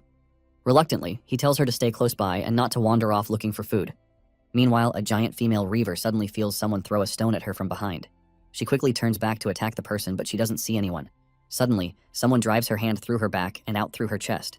It turns out to be Ling, who says it's starting to get boring to hunt mutants in this area. Huo agrees and suggests they just head to the Thorn Forest instead of wasting time here. Behind them, some henchmen try to catch up to them, and they ask Boss Huo to slow down for them because he's too strong. Soon after, Yi gets close enough and she tells Huo that he's amazing. Suddenly, Wang Zai appears out of nowhere and chops off Yi's upper body with one bite. This shocks the rest, and Ling wonders how a low-level zombie dog can be found in such a place. Huo protests that zombie dogs aren't this fast, so Ling orders everyone to come close to her. They're soon surrounded by a group of zombie dogs, and Ling tells them that these zombie dogs have evolved. Meanwhile, a huge monster tails Guangya and Siyue. When it tries to attack them, Siyue senses it and quickly stabs it with her tentacles. After that, the doctor blasts the monster to offer support. Soon after, she starts to consume the monster, and Guangya realizes it was a good idea to bring her along. Moments later, they swim above the water and they find a place that Guangya believes should be the temple. When they look around, Guangya finds it strange that the legendary beast isn't there since it's supposed to be. He wonders if the legend is a fake, and while they aren't looking, one of the statues opens its eyes, with its body covered with mutant genes. Guangya also wonders if they have to meet certain conditions to get the beast god to appear, but the mutant gene soon leaks out of the statue and tries to grab them from behind. Before it can attack them, Siyu blocks it with one of her tentacles. Immediately, all the statues in the temple are overtaken by the mutant cell. Guangya is surprised that the statues came to life, and he wonders if it's the same creature as the legendary beast. He starts to blast the statues, and he successfully breaks down some of them.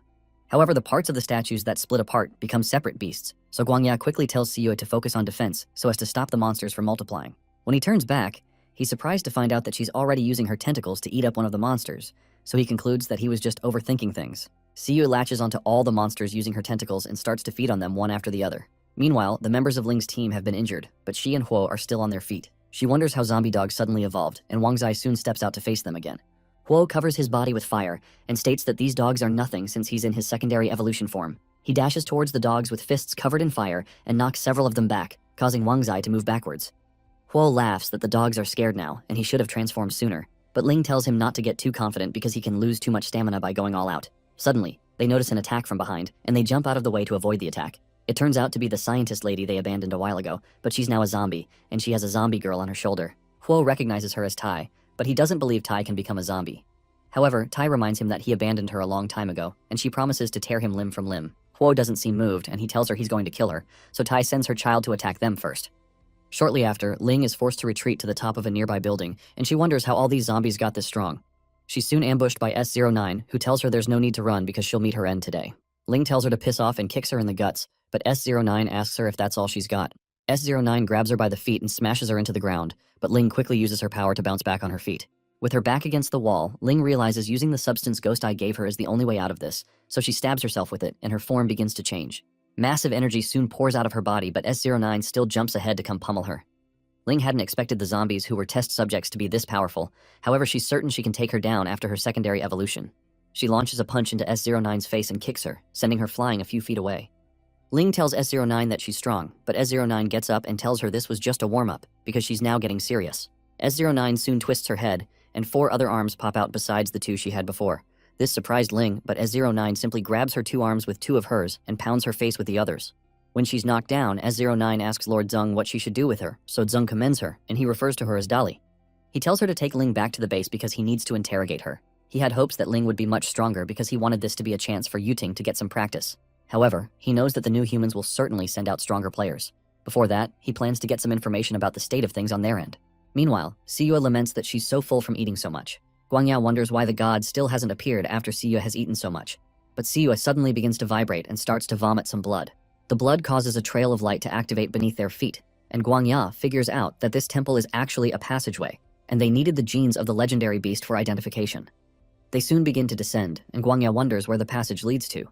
Somewhere else, a huge dinosaur eats another one that's just going about his business. Suddenly, the huge dinosaur is attacked by a larger monster that rips its head off. The monster is clearly imbued with the mutant genes, which is seen bursting out of its body. Suddenly, the monster notices the huge throne from the temple descending into their domain.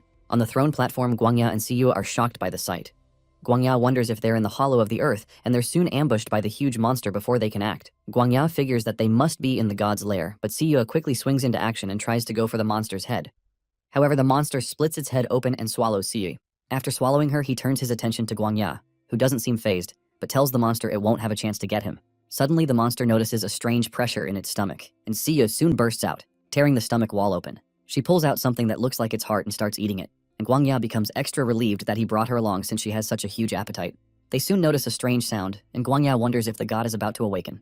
Meanwhile, in the abyss of the end, Zeng receives a reward of 30,000 gold coins because his clan member has defeated a new human. He also received 50,000 gold coins because Siyue slayed the ancient mutant beast, the mutant gorilla, and his savings reached 485,000 gold coins. At this point, Zeng realizes he can finally pay off all of his dad's medical bills. He's also surprised that training other teammates or clan members to complete missions doubles his rewards, so that gives him ideas. The system confirms that no matter how strong he becomes, he can still be overwhelmed by numbers. So strengthening his teammates will be highly incentivized going forward. Because of that, he decides to focus on training the others to get stronger. Nearby, Tai's zombie daughter blasts Huo with blue fire and tells him to scram. Huo has no choice but to hide, and he wonders how this stupid woman has a little zombie whose fire manipulation is stronger than his. He's overwhelmed by her fire because it's several times hotter than his. He wishes he had more evolution potions so he could overpower them, but Tai soon finds him where he's hiding. With a syringe full of evolution potion, she asks him if this is what he wants and tosses it at him, so he quickly pushes it into his bloodstream and calls her an idiot. However, his body starts to enlarge in weird proportions, shocking him. Tai calls him an idiot and tells him the human body can't withstand an overdose of evolution potion in such a short amount of time. In an instant, Huo's body is engulfed in fire and he explodes. After his body collapses, Tai finds a crystal in his corpse and wonders if it's his energy crystal. Shortly after, Zheng takes Ling into his prison, and he's notified that Tai has taken out Huo, so he's given 30,000 coins. He's also informed that she has obtained a fire attribute energy crystal. He decides to focus on getting information from Ling, who begins to ask if it's over for her and if she's going to die in this world. Even though she won't be able to return to her original world if she dies, she says it's still better than being tortured by those male zombies. Zheng asks her what nonsense she's talking about, and she asks who's there when his voice startles her. He tells her she doesn't need to know who he is, and says he won't kill her as long as she answers his questions obediently. She asks him what he wants to know, so he pulls off her blindfold and tells her to start with everything she knows. She decides to talk, and 20 minutes later, she divulges all the information she has. According to her, players have started evolving in batches using the evolution potion developed by Dr. Chin, and most of the players were transported into the game after they received a mysterious invitation. Zheng realizes that this means that most of the players are now actual living people, but he decides to go all out and not have pity for any of them. The part that he doesn't understand now is the fact that his main account seems to have started leading the New Humans Guild, so he asks Ling if she knows the person who is behind the max level account Rebellion Kid, so she says she's not too sure who controls the max level account because he's never revealed himself. She asks him to keep his promise since she said everything she knows, so Zheng tells her he won't kill her, but he grabs one of Yuting's bugs and tells Ling that he has a task for her. He sticks the mutant worm into her mouth, which makes its way into her body, and he tells her that it'll be a part of her forever. Ling starts to scream because her body feels like it's on fire, so she asks what's going on. Yuting explains that the worm can enhance the ability of the host, and she says her power level should increase in a bit. However, she must obey their every command, or the worm will make all her internal organs rupture immediately. Immediately, Zheng tells Ling that her next mission is to stay by Ghost Eye's side, and he says he'll give her orders through the worm. Shortly after, Ling returns to Ghost Eye, and she laments that they almost succeeded, but she was useless. But he tells her it's fine as long as she made it back alive. He says they'll rally the evolved players in their team to launch a major counterattack. However, the Iron Clan Lord tells Ghost Eye to give it up and stop embarrassing himself. He says it's time for the Iron Clan to take care of things, but Ghost Eye calls him an idiot and asks if he has any idea what the zombies have evolved into. He says they aren't afraid of new humans, so there's no reason they'll be afraid of Iron Max's pile of scrap metal. Regardless, the Iron Lord replies that fear stems from the lack of firepower. He explains that his Iron Girl's 2.0 battle armor's firepower will completely overwhelm the zombies. Meanwhile, at night in the real world, Miss Jiang stretches in the bathtub after working overtime that day. She decides to check out the game for some fun, and she logs in. When she appears, she realizes that things are so quiet, so she guesses that most players have not made it to the Biometropolis yet. She suddenly notices some people flying by who she recognizes as the Iron Girls from the Iron Science Clan. Jiang figures that something big must be happening, so she follows them to find out what it is. However, she doesn't notice that Li is watching her from behind. He's glad to see new humans serving themselves up on a platter, and he hopes he can get in some practice. Suddenly, he attacks her from behind, but she quickly blocks it with a barrier. Regardless, he smashes through her barrier and knocks her toward the ground, so she wonders how this zombie is so agile. Because the power gap is way too big, she decides to call for backup, so she shoots a signal into the air. Li notices the 3 different mahjong tiles she shot into the air, but Jiang hopes that the others will see her signal. She remembers a conversation with her teammates where they decided on the 3 mahjong tiles since they look like Morse code for SOS. Regardless of whether they show up, she grabs her sword to at least enjoy this fight against the zombie. She dashes towards Li with her sword and shield, and they both face off in close combat. However, Li tells her this is the end for her because she's still too green. When she tries to cut him, the sword doesn't pierce him, so he pushes his hand into her shield and starts to break it apart using his hands. When he breaks the shield, he tries to punch her, so Jiang realizes she has to restart the game and wait to respawn. She wonders where her teammates are and why they're never online. Suddenly, someone blasts Li away before he can attack her. It turns out to be Zheng and Yuting, who immediately tell Li to stand down. Jiang becomes worried that the zombie managed to radio for backup before her teammates got there. But Zheng stops her from acting, and he tries to explain things to her. When he gets close, she punches him in the face and logs out of the game immediately. Confused, Zheng wonders why she didn't wait because he was just about to explain that the signal flare was their little secret. Meanwhile, the Iron Girls rain fire on a zombie's nest, and their leader tells the other girls to capture the leaders alive if they can, and eliminate the rest. While the ladies rain fire on the zombies beneath them, one of the advanced zombies attacks the Iron Girls' squad leader, but she manages to dodge it. She tries to slash her again, but the squad leader quickly dodges it. The zombie uses the covering clothes on her body to attack the leader, who signals to her comrades to attack. The squad leader tries to shoot the female zombie, but she quickly jumps out of the way and circles behind her. The squad leader realizes the zombie's moving too fast and she's unable to land a hit, so she calls for reinforcements. Moments after, other Iron Girls join her and they circle the female zombie. They all try to attack her at once, but she keeps avoiding every attack because of how fast she's moving. Suddenly, one of the Iron Girls notifies their leader that they have a problem because the horde of zombies fled towards the center of the forest, and the bandaged zombie had followed after them. The leader realizes the bandaged zombie was just stalling for time to let the others escape, so she orders her team to pursue them and let no one leave. When they get to the center of the forest, they're shocked by what they encounter. It turns out to be Susu, who came with an army of cyborgs to clean up the mess. The squad leader orders her team to prepare for battle, but Susu deploys a huge magnet that starts to suck in the armor of the Iron Girls. With their armor pulled off, they start to fall to their deaths. Meanwhile, Miss Jiang logs out and wonders what just happened. She wonders if the zombie was talking to her and what it was trying to explain, and she becomes worried that the game is updating too fast for even veteran players to keep up. In his base, Zung reads the game's policies and confirms that game accounts are deeply bound to the player through facial recognition, so they can't be traded or stolen. Because of that, he believes the new Human Alliance leader, Rebellion Kid, shouldn't be his account. He decides to get Ling to investigate when the chance comes up. Suddenly, the system notifies him that a new zone called Dark Icefield has been opened to him in advance, and he's told to subdue the mutants in this zone before the zone is open to all the players on the server. Zung wonders why they're opening another zone he's not heard of when he's not even conquered the Abyss of the End yet. However, the system tells him it's better not to ask too many questions, because this is what he needs to know. Apparently, many players in the new Human Alliance are also people who migrated through invitations, and they've awakened special abilities. Those players have become true new humans, so the game will open more zones to provide them with leveling experience. Meanwhile, Ciyue keeps eating the flesh of another ancient monster she slayed, and her appetite doesn't cease to amaze Guangya. Suddenly, a green light appears beneath them, so the doc tells her not to panic because he believes that the stone slates correspond to the map of this world. He notices a section called the Dark Icefield, and he wonders why he's not heard of it, but Ciyue simply asks if there's yummy food there too. Suddenly, the entire hollow earth begins to vibrate, and some bird-like creatures fly over the top of their heads. Guangya wonders what they are, but Ciyue is excited to eat a big bird. However, Guangya holds her back so she doesn't get a stomachache. They decide to observe things from a bush, and when they get a closer look, they see some sort of angelic being surrounded by other winged people who clearly have mutant genes in them. When they come down, one of them says the Dark Icefield section has been activated, which is strange. Another one asks who did it, but the previous one says they can worry about that later, but they need to focus on the ritual for the ancient true god. When the giant beings leave, Guangya figures that these giants must be the kinsmen of the ancient true god. Suddenly, Guangya is grabbed by the being that was in the midst of the others, who identifies him as a 7th-generation game creature. The giant asks Guangya how they got here, but Guangya remains speechless. Meanwhile, Ciyue tries to bite through the giant's flesh, but she finds out that she's unable to. Guangya signals to Ciyue to get back, but it's too late because the giant soon grabs her and comments that she's interesting because of the scent on her. He figures that she was able to devour a judgment guard, which is extremely interesting. The giant says that their bodies shouldn't be able to withstand the demonic sounds here, but he's amazed by the evolution of these 7th-generation game creatures. The being throws them through a vortex beneath his feet and tells them to go back for now, and says they might meet again one of these days. Suddenly, Guangya and Ciyue land in an ice field, and one of her tentacles coughs out the tissue she bit off the angelic being. Meanwhile, the other giants return to the first one, and they refer to him as Grand Duke Abaddon. Abaddon declares that it's time to start the ritual to welcome their true god, Satan. In the Abyss of the End, Susu and the cyborgs pull off the armor of the Iron Girls. Susu holds the squad leader at gunpoint and tells her to surrender. Meanwhile, Ghost Eye becomes angry when he uses his ghost vision to spot that the Iron Girls' legion was completely wiped out. Nearby, the Lord of the Bloodthirsty Paradise, Electric Blade, reminds them that she said to leave the zombie horde for them to handle. She says it's not too late for them to clean up their mess, but the Iron Clan leader says he'll handle his own business. He declares that he's going to test the power of his newly developed alloy battle armor. Electric Blade suggests they compete to see who gets more prey this time, so the Iron Clan leader takes her up on the offer. Meanwhile, in the real world, Miss Jiang considers the weird encounter she had, and she wonders what a zombie would want to explain to her. Because she can't figure it out on her own, she decides to find Zung and the others to discuss it first.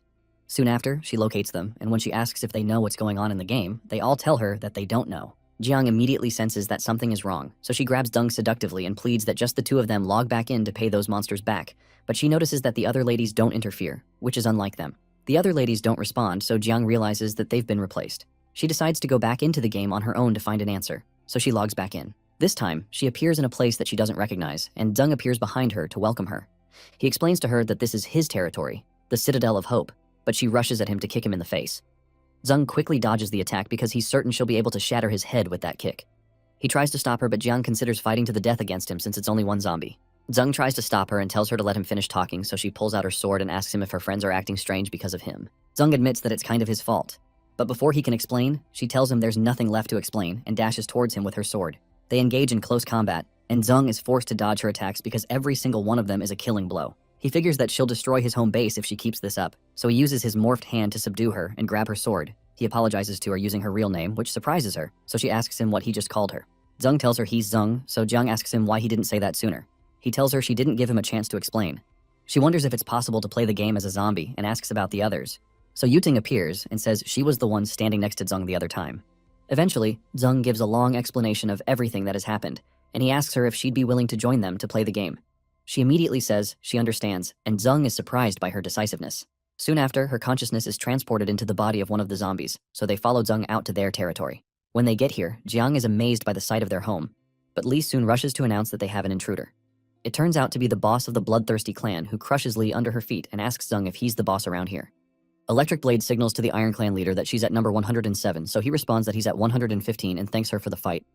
Electric Blade immediately rushes to take Zung's head to increase her kill count, so Zung says he'd like to see if she has what it takes. Immediately, Jiang rushes to face the clan leader, who's surprised by how fast she moved. Because of the speed of her movement, she's forced to dodge, so Jiang uses the opportunity to retrieve Li. It annoys Electric Blade that Jiang tricked her, so she stabs at Zung, but he quickly shields himself, which impresses her. Zung immediately calls out to Yuting, who releases a small creature called a Slug of Mending. Apparently, the slug is like a little nurse, and it takes care of Li's wounds until he feels good enough to fight again. Zung tells Li he has a chance to attack again, so he jumps at Electric Blade and asks what kind of hero uses a sneak attack. He dares her to fight him fair and square, and when he tries to punch her into the ground, she jumps back. Behind Li, Zung tells the others that they're leaving, so Electric Blade concludes that they're trying to escape. Behind Zung, Yuting makes funny faces at Electric Blade and says they're not worthy of being their opponents. Later, Iron Max finds his girls tied up somewhere, so he sets them free, and they jump on him in excitement. Meanwhile, Susu orders that the cyborgs direct a blast at a specific coordinate, so they do so. It turns out that the girls were bait for Susu to attack Iron Max too, but some of the girls quickly create a shield to protect their boss from the blast. Zung notices the explosion and tells Susu she's going to reduce the entire place to rubble if she keeps fighting this way. Susu jokes that the buildings are already shabby and they can just rebuild them with a little money since the most important thing is taking care of these disgusting cockroaches. She continues blasting them, and suddenly some of the members of the Electric Blade's team try to attack Zung from behind while he's chatting with Yuting. Before they can hit him, Jiang swoops in and knocks them away. Yuting tells Zung she understands what he means, so she summons her subjects. She summons a creature called the Attack Metal-Eating Beetle and releases it to face the members of Electric Blade's team. Meanwhile, Guangya isolates the mutant flesh that Siyue got while she chills on the ground. Suddenly, she notices the smell of food and notices an ice armor snow wolf that's at level 44 approaching them. Guangya is shocked, but Siyue rushes at the monster because she's too hungry to care. Guangya warns her to stand back because they don't even know what the monster is. Siyue tries to bite into the monster using her piranha bite force, but it's unable to penetrate it. Instead, the wolf bites off her tentacle and other wolves appear behind it. Guangya realizes they're cooked, but Siyue doesn't give up and launches at the wolves with her tentacles. Suddenly, one of the wolves grabs Siyue's tentacles in its mouth, but she pushes in another one into the wolf's open mouth, so the wolf mistakenly bites its counterpart instead, and Siyue swallows the blood that comes out. She immediately confirms that the best way to beat them is to make them attack one another. The attacked wolf soon dies, and the system notifies Siyue that she's killed an ice armor snow wolf, so she's gained the ability called Unbreakable Ice Armor and Shield Shattering Fang. Meanwhile, Yuting orders her beetles to devour the members of the Bloodthirsty Paradise group until nothing is left. The beetles immediately start eating up their weapons and armor, causing the ladies to cry out for help. This annoys Iron Max, who decides to show the zombies the power of his newly developed alloy battle armor. He generates an inferno from his hand and starts to burn the beetles, so Yuting decides that it's time to evolve her little babies. One of the ladies from the Iron Clan runs away from the beetles and heads toward Iron Max, begging him to save her. However, he tells her to stay away from him, and he roasts her with his fire. When he notices the other girls are overwhelmed by the beetles, he tries to get them to move away from him, so he tells them that their work will pave the path of the advancement of the new humans. He tells them to rest in peace and sets them all ablaze. Meanwhile, Li continues his fight with Electric Blade, who realizes that the situation is going awry. Li tells her that she was only able to cut him before because she ambushed him, and he tells her she's no match in a fair fight. Electric Blade agrees that he's right, and she wishes she could get a few more people providing cover. Suddenly, one of her girls lands in front of her after John kicks her towards Electric Blade. Li jumps towards Electric Blade to punch her and tells her that her comrades are about to be wiped out, and he tells her to surrender quietly. However, Electric Blade says she'll only surrender in his dreams, so she breaks out an evolution potion and consumes it. Doing that causes a destructive energy to burst out of her body, and she becomes empowered, so she tells them she's going to kill them. She dashes towards Li, who tries to block, but ends up getting some of his body chipped off. He wonders how this crazy girl suddenly became this strong, and he realizes things are not looking good. As Electric Blade moves forward to attack again, Zung appears in front of Li and freezes her sword using a skill called Flash Freeze. This surprises her, so she's forced to leave the blade and retreat. Zung tells Li not to chase her so he doesn't get roasted by Iron Max, who seems to be going insane. He's also impressed that the evolution potion can strengthen the human body to this extent. Meanwhile, Electric Blade tries to calm Iron Max down and tells him to fight his way out of here with her. He's surprised that she used the potion, but she says they'd all be dead if she didn't use it, so she suggests they escape for now. Iron Max activates his boosters, and they fly away. He admits that they've underestimated the abilities of these monsters, and they'd have to get back to the boss with news. Jiang asks Zeng if they should pursue, but he tells them there's no need because the news of their loss will stop the others from coming for a while so they can have some peace. Zeng starts to lament because of the damage caused to his zombie lair, and he has to spend 200,000 gold coins to rebuild the lair. When he does that, the system congratulates him for completing the hidden mission by cooperating with his teammates to achieve victory and rebuild his home. He's given a reward of 50,000 gold coins and a passive skill called Bond. He wonders what this skill is, so the system explains that the Bond skill allows him to share about 50% of the strength gained by teammates when they obtain new skills. Immediately, he's told that he's gotten the abilities of the Ice Armor Snow Wolf called Unbreakable Ice Armor and Shield Shattering Fang because of the wolf that Siyu killed in the Dark Ice Field. He's impressed by Siyu's achievement, and Susu mentions that she's received a distress signal from Dr. Guangya along with the coordinates. Immediately, Zeng says Susu and Jiang will come with him to find the doctor and Siyue, while Yuting stays back to protect the lairs from possible attacks. Meanwhile, Guangya wonders if the distress signal he sent went through, especially because the electromagnetic interference in the ice field is really strong. Suddenly, Siyu says she detects something yummy, and they soon find a Snowfield Titan tribe. Shortly after, Zeng and the others reach the Dark Ice Field, carried by the female Titan cyborg. Jiang is worried about Siya being alone in this strange place since she's so silly, and she wonders if she's scared. Zeng replies that he can't tell. But he knows Siya is not hungry right now because he keeps getting notifications about her eating random monsters. He gets another notification that he's obtained the ability of the Blizzard Vulture called Eagle Eye. He also gets the ability of the archery god called Ricochet Ice Arrow and another of the Arctic Squid called Smokescreen. He says she's nearly eaten her way through the land, sea, and air. Suddenly, Susu gets a warning that they're about to encounter a blizzard 200 meters ahead, so she says they have to change course. However, it turns out it's too late, so Zeng uses his tentacles to hold his teammates so they aren't blown away. The intensity of the blizzard increases, knocking the female Titan backwards, so Zeng covers everyone, including the Titan cyborg with a shield, so they aren't hurt by the fall. Because they're enclosed in a ball, they bounce off several rocks and they're knocked around inside the ball. Zeng notices something soft behind him and touches it. When he turns around, it turns out to be Jiang's melons, so she asks him if he's had his fill of touching, so he quickly apologizes. She tells him to hurry up and get off her, so he says something is pinning him down and he can't get up. It turns out to be Susu, who presses her own melons into him. The influx of excitement causes Zeng's nose to start to bleed, and he figures that he's lived a life worth living so far, just in case he dies from too much excitement. Eventually, they stabilize, but they're unable to find any signal. The system informs Zeng that they've entered the Dark Ice Field dungeon, and he's told that the Dark Ice Field is now open to all players, since Zeng has already obtained most of the abilities of the Ice Field mutant creatures through the Bond skill. Zeng protests that he just got here, and he's supposed to get a chance to farm more experience points, but the system tells him not to bargain. He's soon given a mission to subdue a tribe in the Dark Ice Field and become their leader. Zeng wonders how anyone could even live here since the navigation system is useless in a snowstorm, but Jiang suddenly hears something huge approaching from a certain direction. Zeng climbs the Titan cyborg and uses his Eagle Eye skill, which allows him to see a tribe of people rushing towards them. He quickly notifies the others that a tribe of giants are charging towards them. Susu asks if they should run, but Zeng says there's no reason to run from an opportunity that's on a silver platter. The tribe soon finds them, which excites Zeng since he can just complete the mission to subdue the tribe if he defeats them. He expects to face the giants, but he suddenly notices that they're running away from them and not towards them. He suddenly witnesses one of the giants being ripped open by a human who's excited to gather experience points by exploring this new area. Another guy comes behind him and attacks another giant, competing with the first guy to see who gets more experience points. As they take down the giants, it annoys Zeng that they'll take out the subjects he's chosen, so he lets all hell loose on them and destroys them in an instant. Sometime later, the Snowfield Titan tribe chieftain, Amir, tells Zeng that they will not submit to him even though he saved them. He asks her why, since he thought the strongest ruled in these parts, so she says they can't submit to him because of his race. It surprises Zeng that they're playing the racial card, so they tell him that about 3 days ago, an uninvited guest suddenly arrived and stole all of their food, and because they were forced to find more, they were ambushed by the humans. Apparently, this thief was one of their kind, so Zeng realizes it can only be the only glutton he knows, Siyue. Meanwhile, Siyue enjoys a huge piece of meat while sitting next to another huge skeleton she just devoured. Chieftain Amir explains that Zeng has many tentacles like this thief, who had unpredictable movements and a surprising appetite. She admits that they're grateful to him for saving them, but they cannot become his allies. Susu asks if they'd become their allies if they help catch this person, so Amir says she will, if they can really do that. Immediately, Zeng offers to catch this person who stole their food. Shortly after, Siyue returns to the Titan tribe's camp and goes around to see if she can find something tasty to pick up today. She finds a basket full of food but doesn't know the others set up a trap above the food, and Susu wonders if she'll really fall for it since they didn't even really try to hide the net. Zeng tells her not to worry since Siyue will fall for anything that involves food. Siyue is soon captivated by the food, and she decides to feast today because the people here are so wasteful to leave so much food outside. Immediately, Zung pulls down the net over her head, and she doesn't try to escape at first, but she just tries to quickly get her fill of the food first before attempting to escape.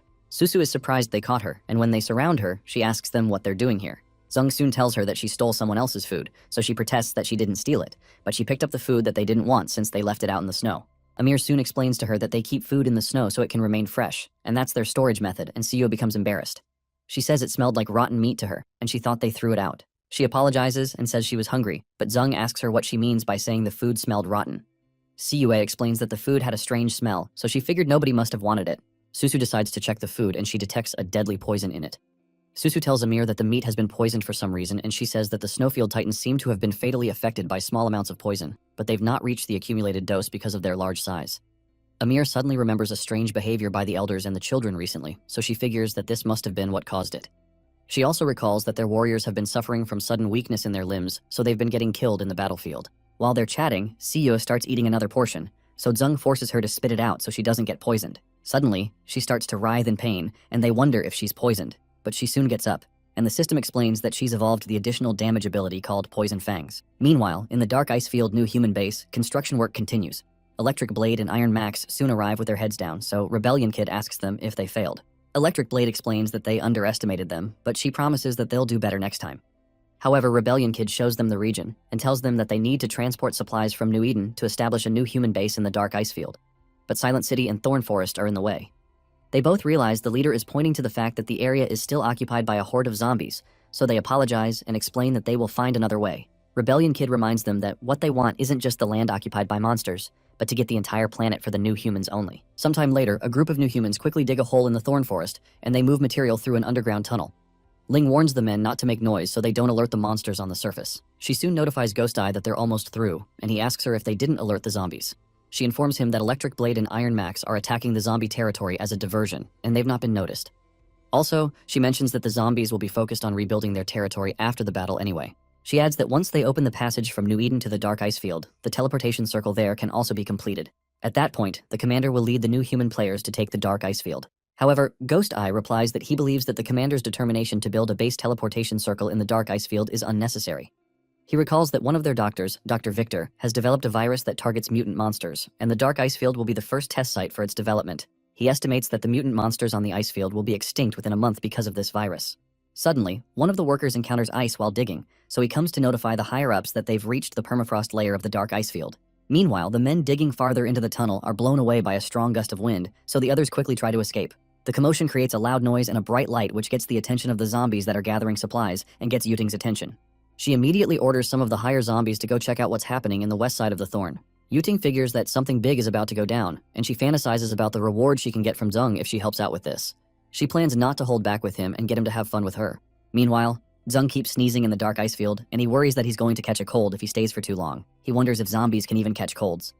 His teammates and Amir accompany him to follow Siyu to the place where she and the doctor have been camping. She leads them to a hut and opens the door to find the doctor knocked down. Guangya struggles to get to his feet, and he asks them to help him pass the evolution potion on the ground. Zung quickly grabs it and injects him. After he does that, the doctor rejoices because he survived, and he praises himself for developing an antibody for virus number 56. Zung wonders what he's talking about, so Guangya explains that it's because of the virus-carrying meat that Siyu brought back. Apparently, it's a fatal virus that targets mutant species, specially developed by Dr. Victor, the Witch of Destruction from the New Human faction. When Guangya was in charge of research there, Victor proposed a plan to study the genes of mutant creatures. Then she developed a virus to wipe out their entire race. He rejected her plan because his daughter was a zombie, but the commander accepted the idea and put it to action. He adds that this place is likely the first test site for the plan. That shocks them, but they're stunned by a loud sound. When they step out, they find out that Amir has collapsed, so Guangya tells them the virus must be acting on her body.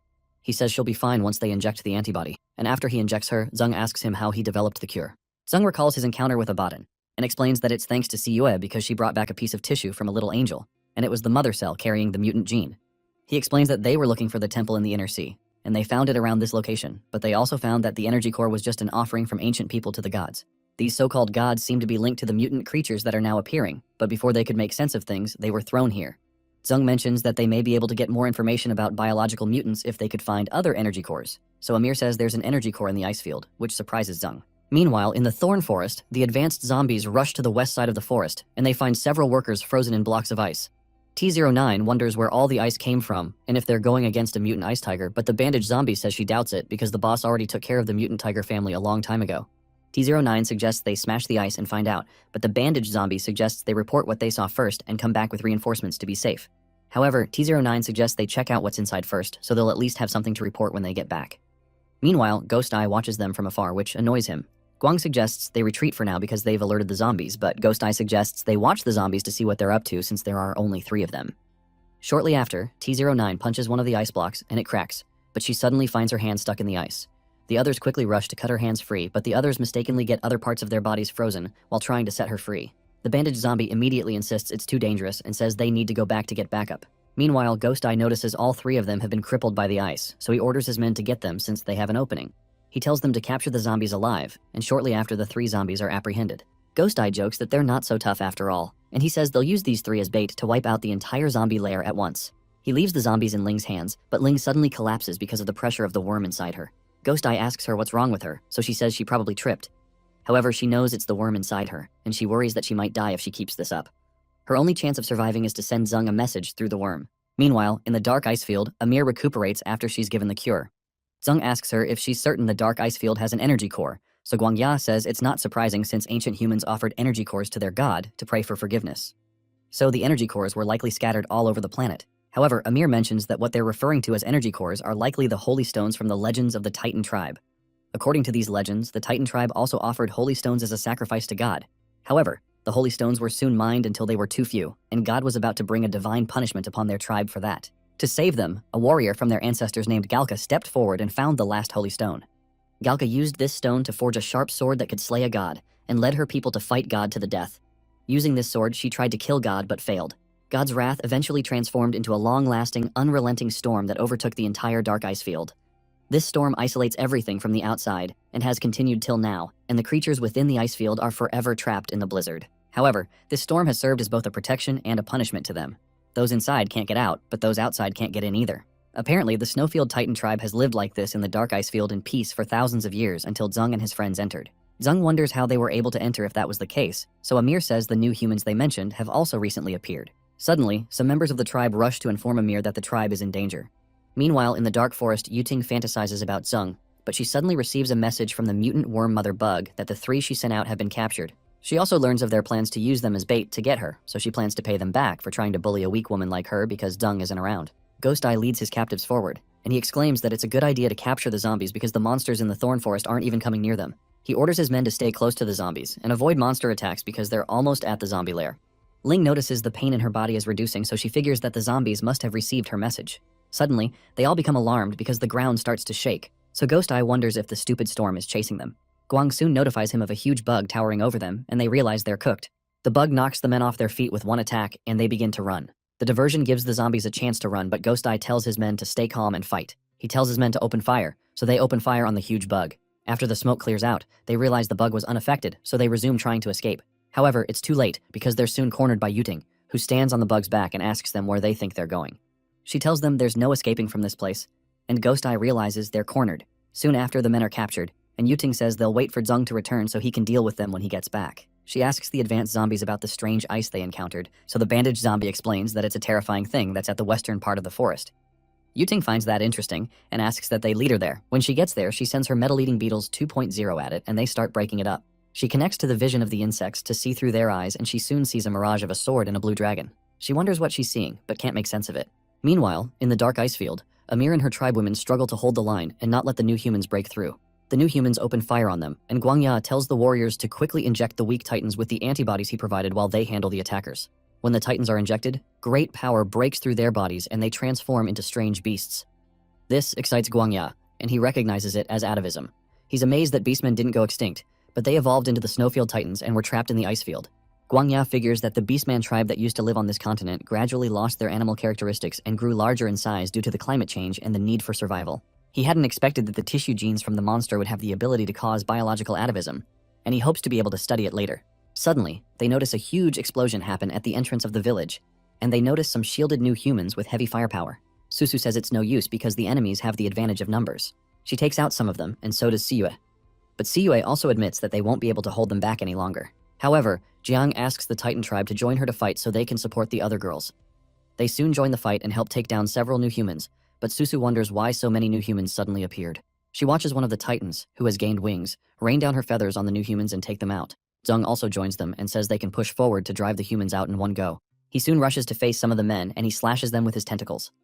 Suddenly, a female human with a huge armor ambushes from behind, and Zung notices that he feels odd about the sensation of killing the new humans this time. He stabs the lady before they get to him, and he considers it strange that the new humans are also disappearing once they're killed. He wonders what's going on, so he tells the others to leave one of them alive. Jiang notices the humans are starting to retreat, and they won't be able to capture them, which Zung finds interesting. Meanwhile, the commander notices that the attempt to conquer the Titan tribe has failed, and the clones have been discovered. Dr. Victor finds it annoying that they were discovered so quickly. So the commander says they have no choice but to clone player data since they can't establish a teleportation circle, and since they don't have many people right now. He tells Victor she's done really well, but she says the clones still need to be improved because they deal damage that's too low compared to the real players. She also adds that the combat logs from this battle are important experimental data. Suddenly, the commander notices that it's the same zombies from the Thorn Forest that have entered the Dark Ice Field. He lifts up the energy core with him and says these zombies must also have one. Sometime later, the battle ends and members of the tribe gather around a campfire. Suddenly, Zung is picked up by one of the titans and Amir places a crown on his head. She says the tribe will now serve him as their master because he saved them, and they promise to wait at his command. Suddenly, Zung spots Rebellion Kid standing nearby, and he wonders if he's seeing things, and he wonders who brought his main account here. Meanwhile, in the Thorn Forest, Yuting returns to the frozen spot in the cave with frost-resistant metal-eating beetles. She tells the big dragon in the cave to have a taste of the little guys she's developed, and sends the beetles charging at the mountain of ice. The beetles start to break up the ice wall until they break through and find the dragon inside. Once inside, the dragon blasts the beetles with its ice-cold breath, but they're unaffected, and they begin to attack it. This causes a storm to rise in the Dark Ice Field, and Amir mentions that the dragon god is angry. Because of this, the members of the tribe quickly bow and make obeisance, but Zung wonders what dragon god they're referring to. While he's distracted, the commander of the new humans escapes, and Zung tries to chase him down. Suddenly, he gets a new mission notifying him that the Dark Ice Field's Snowy Mountain dungeon has opened, and he's to tame the ultimate boss of the Snowy Mountain. Zung realizes he'd have to encounter the dragon god, but it's good news to him since the person impersonating his account also went in that direction. Meanwhile, the commander of the new humans runs into Dr. Victor and asks her what's wrong when he notices she looks worried about something. She explains that although there's signal interference, the base still detected a large band of bioenergy waves from the direction he's heading, so she says it's not wise for him to go there alone right now. Reluctantly, the commander agrees. However, he says that Zung's team will certainly go to that place if they really have an energy core, and he suggests they sit back and reap the rewards of the impending battle. Meanwhile, Amir and her warriors bring the team to the foot of the mountain. She explains that the Divine Mountain is sacred to their tribe and cannot be climbed, so they can only escort them so far, but she offers to guard the entrance for them. Zung agrees, so he and his team climb up the mountain. While they're climbing, he notices the snowstorm is getting worse, and Siyue soon starts to sneeze because of the cold. Susu tells her that she's turned on her heating function, and she tells Siyue to hug her to remain warm. Siyue immediately jumps in on the opportunity and nestles her head between Susu's melons, making her uncomfortable. Zung tells Susu he wants to warm up too, but she refuses. Suddenly, Jiang notices a strange sound, and she tells the others that something is coming. They soon notice a horde of mutant animals running towards them, so Jiang lifts Zung up with her wings, while Susu carries Siyue. The animals run past them, so they wonder if they're fleeing from something. However, this makes Zung excited because he believes the dragon god is certainly in the place. When they get to the entrance, they find a magic circle guarding it. So Susu says her analysis shows it's a very powerful one-way prohibition curse that prevents people on the outside from entering. Zung asks if there's any way to break it, but Susu says the curse is too ancient and there are few records about it. So, he asks if there are other similar prohibition curses, but Jiang rushes forward to punch the barrier while covering her hands with strange energy. This surprises everyone, but the seal turns red and breaks open. Zung is surprised that the barrier shattered so easily, so Susu asks how that was possible. However, Jiang says it's possible the barrier must have weakened after so long a time, especially since she didn't use much force. They decide to go in, but Jiang stops everyone because the commander of the new humans was heading here, but since they've not run into him, it's most likely a trap. He asks Jiang to stand guard at the entrance just in case the commander tries to take advantage of them. After that, Zung and the others head inside, and when they get in, they find several of Yuting's bugs. Zung recognizes Yuting's metal-eating beetles, and he wonders why they're here, so Susu suggests they follow the trail of the bugs. After they follow the trail, they find the dragon god encircled by the bugs. The dragon immediately spots them, and when it spots them, they all start floating into the air. Susu wonders what's going on, so Zung explains that this is the dragon's special ability. They all become dizzy, but Zung soon finds himself in another place and wonders where he is. When he gets up, he notices a coffin by his side, so he quickly apologizes to whoever is in it by saying he didn't mean to disturb them. He tells the person to blame the dragon if they want to blame someone, but when he looks closer, he sees a drawing of the dragon on the coffin with a female warrior sitting on its back. When he sees the sword in the woman's hand, he figures that this must be the chieftain that fought against God that Amir mentioned. After observing the carvings on the coffin, Zung is able to deduce the story of how the heroic chieftain, Galka, tamed the dragon and forged the holy sword. Apparently, she died in battle and was laid to rest here. Zung wonders if the holy sword was buried with her, so he opens the coffin to find out. However, he notices the coffin is empty and confirms his suspicions that things won't be so simple. When he looks into the coffin, he notices some more inscriptions inside and learns that the holy sword was entrusted to the dragon to keep after the chieftain died. He realizes the dragon has the sword, but he wonders how he'll find it again since he's been separated from Susu and Siyue. While he's lamenting, a metal-eating beetle finds him, which makes him glad because he can follow the beetle because they have a very keen sense of smell. He follows after the beetle and is able to find the dragon shortly after. When the dragon spots him again, he starts to twirl in the air, but he quickly grabs hold of one of the beetles before he's teleported somewhere else again. This time he finds himself in a place covered in ice crystals, and he figures that the way the dragon triggers its skills is through its eyes. He asks the beetle to help him again, so the beetle leads him to the dragon once more. However, Zung blindfolds himself this time, so the dragon won't be able to teleport him. Suddenly, the dragon tells him he was going to let him leave on his own, but it tells him he's seeking death since he's returned. The dragon immediately tries to bite his head off. Meanwhile, Jiang continues guarding the entrance, but starts to wonder how the others are doing. She suddenly hears a sound, and when she sees someone coming down from above, she worries that it's an ambush. However, it turns out to be Susu and Siyue, who's holding on to her for dear life. Susu tells Siyue to loosen her grip because she can't breathe, but Siyue refuses to because she's afraid of heights. Siyue screams for help, and Susu tries to signal to Jiang to catch them, but it's too late and they just collide with the cold ground. Later, Jiang helps them up and asks how they ended up falling from the sky after they entered the cave. Susu blames the dragon god, so Jiang asks if they're referring to the ice dragon with blue eyes that breathes out a snowstorm. Confused, they ask her how she knows what the dragon looks like since she didn't go in. However, she says she doesn't know either, but images of the dragon have been appearing in her mind ever since she heard its roar. She admits that it's almost like a memory that came with this body she's in. Susu suggests they talk about it later because they need to find Zung because he's still in there facing the beast alone. While they head in, Jiang warns them to be careful and remains to guard the entrance. She wonders what's going on and what the deal is with this ice dragon. Shortly after, Susu and Siyue appear behind her again, so she asks them how they got out again. Siyue laments that it's like they're trapped in a maze, and Susu says they followed the same path as before, but they ended up here. She guesses that it has something to do with the dragon's spatial ability, because it seems to be changing the position of the correct passage to avoid being disturbed. Siyue asks how they're going to find it, so Susu says it would have been easier if they still had some of Yuting's metal-eating beetles. However, Jiang says she might be able to help out since a beastman's nose and ears are as good as an insect's. Because of that, Susu summons the female Titan cyborg and tells her to stand guard at the entrance while the rest of them head inside. Meanwhile, Zung keeps battling with the dragon and jumps out of the way before it hits him with its ice attack. Zung surrounds himself with the aura of the thorn dragon so he can face the dragon squarely. He uses a portal to teleport towards the dragon and get close enough. When the ice dragon sees his dragon, it pours out its ice-cold breath to freeze him. But Zung retaliates by pouring out fire from his own dragon's mouth. However, the ice dragon manages to freeze Zung's dragon, causing it to explode. The dragon tells Zung that his little tricks can't hurt him at all, and Zung agrees, but explains that he now knows that the dragon's spatial transfer ability can't be continuously used in a short period of time. With that knowledge, he morphs his hands into swords and rushes towards the dragon, because he knows he just needs to act faster before the dragon can use its powers again. When he comes close, the dragon transforms into a woman and says she didn't expect Zung to be so persistent. She admits that she underestimated him, so she grabs her sword and says it's time to get serious. She asks him if he's ready to die, so Zung tells her to bring it on. He covers his body in ice armor, but the dragon moves so fast and hits his armor that even his unbreakable ice armor breaks. Zung realizes that her power level is completely different from before, and the dragon tells him that the next thing she'll shatter is his body. She swoops in to attack him, but Zung slows down her motion with one of his powers and is able to dodge it, but the tip of his hair gets nicked. She quickly turns around to slash him, but he creates an ice sword around his hand and blocks the attack. They continue fighting in close combat until she breaks Zung's ice sword. Zung is amazed by her persistence, but he notices that the light from the energy core on her sword seems off. He soon uses one of his powers to create a dark fog around himself, so she's unable to see him. She warns him that he can't escape just by using these tricks, but Zung tells her that he got an idea. Since she can use the energy core to increase her power level, he retrieves the crystal with him from the system and decides to use it too. Using his ability called psionic morphing, he morphs the crystal into a metal sword, and the dragon senses his position from the sudden change in energy. She attacks the location of the energy fluctuation, but Zung charges at her and slams his own sword against her. The impact knocks her sword out of her hands, and she wonders how that's possible. Her sword is driven into a nearby spot, and she also falls by its side because of the strength of Zung's strike. Zung holds his sword to her neck and tells her she's lost, so she tells him to kill her already if that's what he wants to do. However, Zung tells her that she has such a cute face, but her words aren't cute. He holds her chin and says he's not asked for her name, but she tells him he's not worthy of knowing it.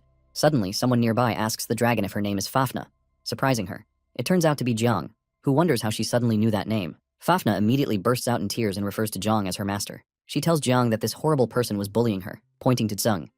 Soon after, the others show up, and they wonder where the dragon went and who this girl is. Confused, Fafna asks Jiang if these two ugly freaks are the master's new pets, and Susu almost chops her head off until Siyue subdues her. Zung realizes that the body of the Beastman chieftain that was lying in the coffin is the body Professor Jiang is in right now, which amuses him. Immediately, Fafna retrieves the sword from the ground and tells Jiang that she has protected it and will now return it to her. When she presents it to Jiang, Jiang explains to her that she's not her master. Suddenly, Fafna notices an intrusion and quickly jumps in the way to block the arrow from hitting Jiang. The arrow lands in her chest and they soon realize they're under attack. Zung immediately covers everyone with an unbreakable ice shield, and the commander, who had initially attacked them, praises Zung because he's starting to look the part. Susu wonders how he got here since she positioned the Titan cyborg at the entrance.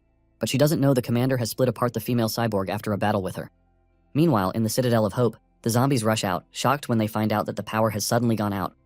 S01 tells her that the energy core is gone, so Yuting tells her to calm down. She looks for it using her insectoid's shared vision. She soon finds out that Zung has temporarily taken the core for his own use, so she decides to stabilize the situation until it's returned. Meanwhile, the other zombies are still panicking because the lights went out, so one of them decides to go check what's going on, while some others stand guard. Guang and Ghost Eye are also surprised the light went out, so Ghost Eye says this is their chance to escape. He suddenly grabs Guang by the throat and reminds her what he told her, so she tells him that she remembers and asks that he put her down first. When he drops her on the ground, Guang rushes to the door and calls out for help because Ghost Eye is trying to kill her. One of the guards rushes to help her and chastises Ghost Eye for causing trouble after being captured.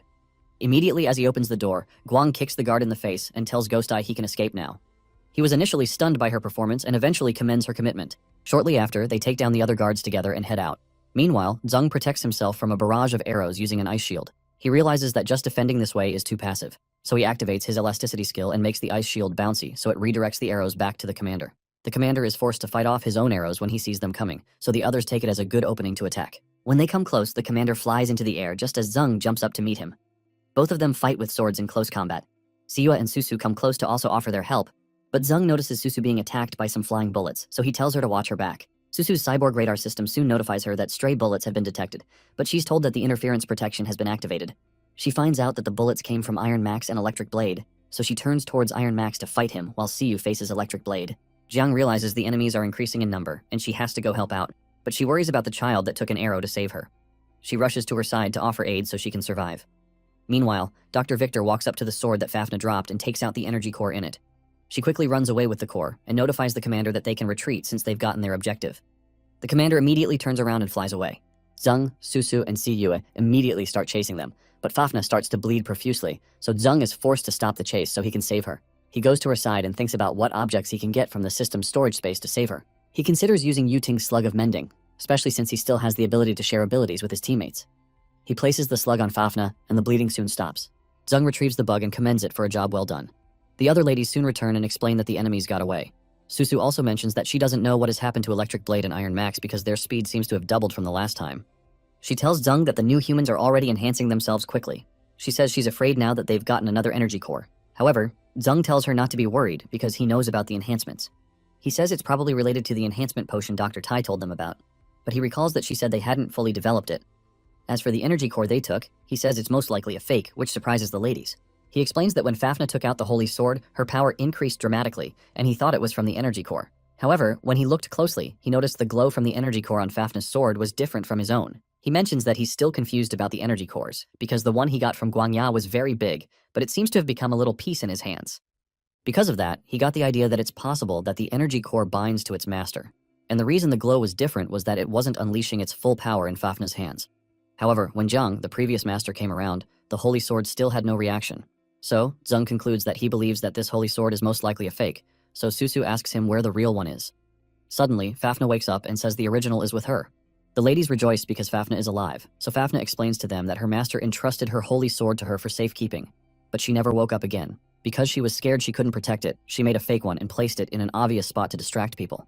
Apparently, the real Holy Sword is sealed in her body, and only her master can draw it out. She places Jiang's hand on her chest, and a magic circle suddenly appears, surprising Jiang. Fafna asks her to draw the Holy Sword, and when she tries, she's able to pull out the real sword. Meanwhile, in the new human base, the commander becomes angry because they've been tricked. Suddenly, someone appears behind him and asks the commander if he also failed. The commander immediately starts to panic and pleads with the man for one more chance, but the man slices off his head in an instant. The man mentions that it seems they need to strengthen more, and he considers inserting 2 energy cores to make Rebellion Kid even stronger.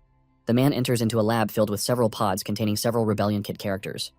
In the dark ice field, Zung and the others leave the cave and they notice a bright ray of light energy hit the ground. When they get out, they notice the giants paying their respects to the god of the sun, who has just returned to grant the sunlight. Zung wonders who they're referring to. So Fafnir explains that because of the Holy Sword, the frost barrier cut off all contact between the dark ice field and the outside world, and it also robbed the dark ice field of sunlight for many years. Because they took the Holy Sword and dispelled the barrier, the sun's rays have been able to shine on the land, so the giants consider them the god of the sun who has brought them hope. Later that evening, they all sit around a campfire to enjoy some meat. Because the main quest for the dark ice field has been completed, they decide to rest for a day before heading back to the Citadel of Hope. While Zing wonders why he's not gotten any mission rewards, the system congratulates him for completing the Dark Icefield dungeon mission and unlocking a hidden achievement.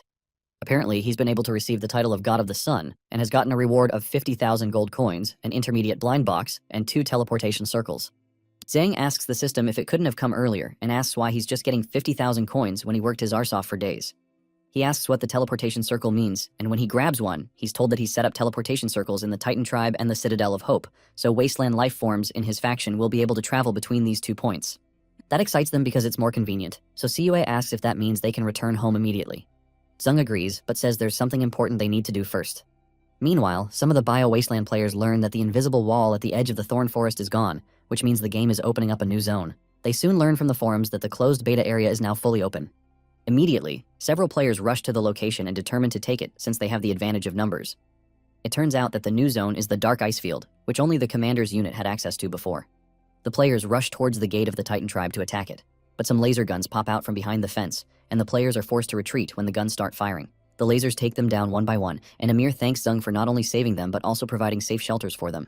Zhang tells her it's right for him to protect them since they're willing to join their faction to fight the new humans, but cries deep inside because he had to spend 20,000 gold coins to get these laser cannons. Shortly after, Zhang checks out the game's forums and finds out that several people are complaining about how hellishly difficult the new zone is. Zhang realizes his attack was effective, so he decides it's time to head back home with peace of mind. Since he's been able to get 2 energy cores, he believes it's safer to leave them in the Citadel of Hope. They soon leave through the teleportation circle, and Zhang is excited to see everyone, only to find the zombies trying to put out a fire that has engulfed everywhere. After putting out the fire, Yuting cries because she's failed him. Zhang asks what she means, so she explains that she originally captured Ghost Eye and locked him up to wait for when Zhang came back, but they took advantage of the power outage and broke out. They even set fires everywhere to cause chaos, so they could escape. Yuting starts to cry because she's failed to guard their home. However, Zhang tells her this is his fault, because he took the energy core, and he commends her for doing a good job.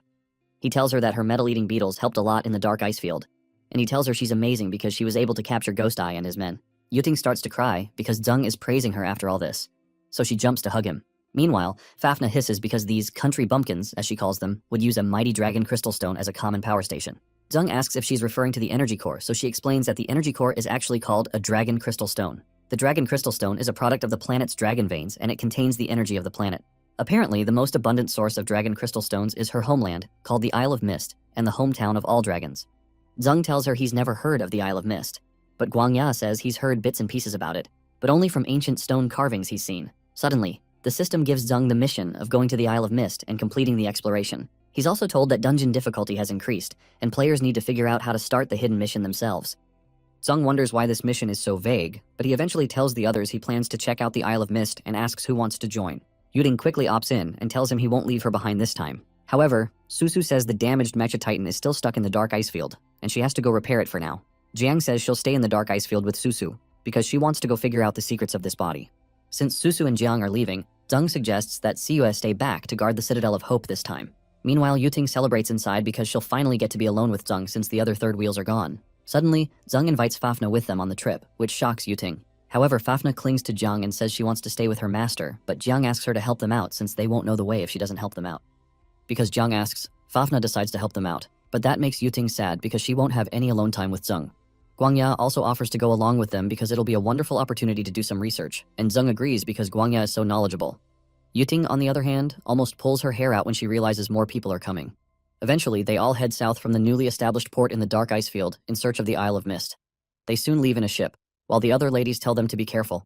When the journey begins, Yuting clings to Zhang and offers to tell him about the new metal-eating beetle she's developed. She plans not to let the stinking dragon, Fafnir, steal Zhang from her, so she quickly makes her first move. Zhang figures that she's speaking about the swarm of metal-eating beetles that fought Fafnir in the ice field and weren't afraid of the extreme cold, and Yuting agrees. Fafnir recalls the experience and asks if those annoying flies were her doing, so Yuting tells her it was because Zhang's enemy is her enemy. She also tells Fafnir she should be glad she's already joined their faction. Immediately, Fafnir declares that as the newcomer, she'll double her efforts to build her relationship with Zhang, and Yuting almost explodes due to anger. She accuses Fafna of being up to no good because she's trying to get Zung, so Fafna asks what the big deal is and says she's even planning to have a dragon egg with him. They both lock horns, and Yuting protests that they're not even the same species. Zung tries to calm them down, but Fafna immediately pecks Zung on the cheeks, and that annoys Yuting, so she kisses him on the other cheek. Meanwhile, the doctor offers the girls his face to fight over too, but they just ignore him and fight one another. However, Zung realizes he's overjoyed because his face is full of kiss marks, so he figures that he's had enough experiences and can die soon. Suddenly, everyone is startled when the ship vibrates, so Guangya tells them that they're being attacked by a giant mutant bird squid, who takes the entire sea as its hunting ground. Fafna tells the squid that it's courting death, so she and Yuting attack the monster at once. The squid runs back into the water, so Zung tells everyone to be careful because they've entered dangerous waters. They eventually continue their journey and encounter a lot of sea monsters on the way, but none of them are a real threat. Their journey continues like this for several days until they reach a place covered with fog. Zung asks Fafna if this means they're close, so she confirms that, but she says she'll stay here for the rest of the journey and they can continue without her. Confused, Zung asks why she's not coming with them, but they're suddenly hit by a blast which Zung has to block. Suddenly, a voice tells Fafna that she dares to return after being exiled, and she's now brought outsiders with her. She becomes distressed, but the voice calls her a traitor to the dragon tribe. Two dragons appear over their ship, and one of the dragons tells Zung that this is not a place where someone like him should set foot in. Fafna suggested Zung that they should just go back, but Yuting says there's no need to be afraid because they can pass as long as they can win the fight. As she prepares to fight, Zung stops her because Fafna's situation will become more difficult if they start a fight. He decides not to act rashly, but he suddenly notices that the dragon tribe seems to have been infected with the virus, and they've mutated.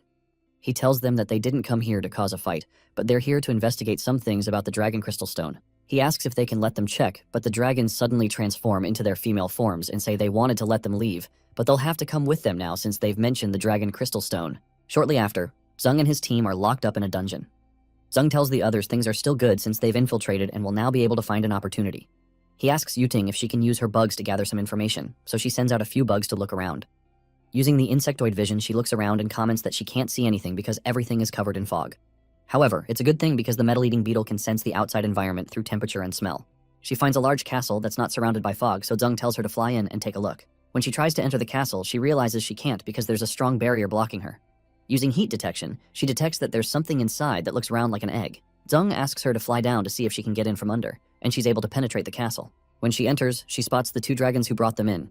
When the two enter, they notify some of the leaders that more outsiders have come to the island, and they add that they followed the exiled traitor to the island because of the dragon crystal stone. One of the leaders says their dragon tribe has suffered a calamity and only their dragon crystal stone can help them. She says the enemy must have decided to attack the dragon crystal stone for this very reason, so one of the dragon guards proposes they go back to kill them immediately. When the other guard hesitates for Fafna's sake, the first guard tells her to keep quiet because Fafna is a traitor. However, one of the leaders says they have to wait for the king's decision because this is a matter about the entire tribe. One other leader mentions that something has already happened to the king, but another silences the first because the king's revival is only a matter of time. There are mixed reactions from everyone in the room, so one of them asks everyone to endure for a while so she can find a way. Suddenly, the leader detects something in the room and she blasts down the beetle. Yuting notifies Zung that they discovered her bug and one of them burnt it to ash. She also tells him she won't be able to cultivate lightning-resistant bugs while they're here. However, she tells him about what they discussed about waiting for the king's decision before they can deal with them. When Yuting mentions that the king is probably dead because the 5 leaders spoke about reviving the king, Fafna says it's impossible because the dragon tribe doesn't die. Rather, their lives are an endless cycle of reincarnation. Apparently, every member of the dragon tribe who reaches the end of their life will metamorphose and turn back into a dragon egg. After a special ritual, they hatch once more, but they lose their memories, except for the Dragon King. Guangya admits that this is the first time he's hearing about the life habits of mystical creatures like the dragon, so he asks for more information about how long they take before reaching the end of their life. Fafna replies that it depends on the dragon's strength, because stronger dragons live longer. Apparently, the king had already lived for nearly 2,000 years as of the time she was still here. Amazed, Guangya asks her how long she's lived, so she says it's a secret. Suddenly, they hear the voice of another person in a different jail, who says Fafna hasn't been here for so long and she doesn't know that the king she worships hasn't reawakened for almost 100 years. Fafna recognizes the dragon as Toya and asks her what she's doing in prison. Toya tells her not to shout because they'll be free soon, but Zung wonders what she's talking about. He immediately creates an ice barrier and tells everyone to get behind him, and a random dragon blasts the prison area from outside. Some of the other dragons in the tribe raise an alarm that the rebels are attacking, and they request reinforcements. Meanwhile, the members of the rebel group refer to Toya as their general, and they lament because she suffered these past few days. Toya breaks her chains and tells the group they've come at the perfect time, so she tells them to take the other prisoners away. Meanwhile, Susu sets up a work base in the dark ice field and notifies the Titans that it's a restricted area and they can't enter. Inside the base, she strings up the female mecha Titan and comments that the cyborgs of this world are very sophisticated. She wishes she could bring back the technology from the game to the real world. In a flashback, some armed robbers hold several people hostage inside a bank, but law enforcement soon has them surrounded. They're told to drop their weapons, but the leader of the robbers threatens to kill the hostages. When they pack up all the gold bars they want, the snipers ask their superiors if they have the permission to fire. However, the superiors are soon notified that the heir to the Zhao Corporation, Susu, is one of the hostages. The Zhao family offers to cover all losses and tells the law enforcement agents not to make any rash moves. The officials decide to let the robbers leave, and because of that, the leader of the robbery squad decides to hold Susu hostage until they escape. When Susu starts to cry out for help, a certain woman swings into action and grabs her from the robbers while they're trying to escape into their van. The angry leader immediately shoots the woman, and she ends up being hospitalized. The woman's name is Li Rulan, a 22-year-old pianist. The bullet severely wounded her arms, and they had to be amputated. Because of that, she was unable to play the piano again. In the present, Susu wishes she can connect Ruolan's hands to the electric signal neurons of the Mecha Titan, so she'll be able to play the piano again. Meanwhile, Jiang tracks down the burial location of the original owner of her body. She decides to lie down in the coffin and see what happens. When she's in, she realizes it's pretty comfortable, but she suddenly sees a vision of someone standing on a mountain while the beastmen watch from afar. She immediately gets up, wondering what she just saw. But a voice suddenly speaks to her and tells her she's a divine messenger who will bring her a radiant future. In the vision, this divine messenger stands on a heap of several beastmen, and Jiang suddenly remembers that this person is the one who nearly destroyed the beastman tribe. She also remembers that he vanished without a trace after that incident.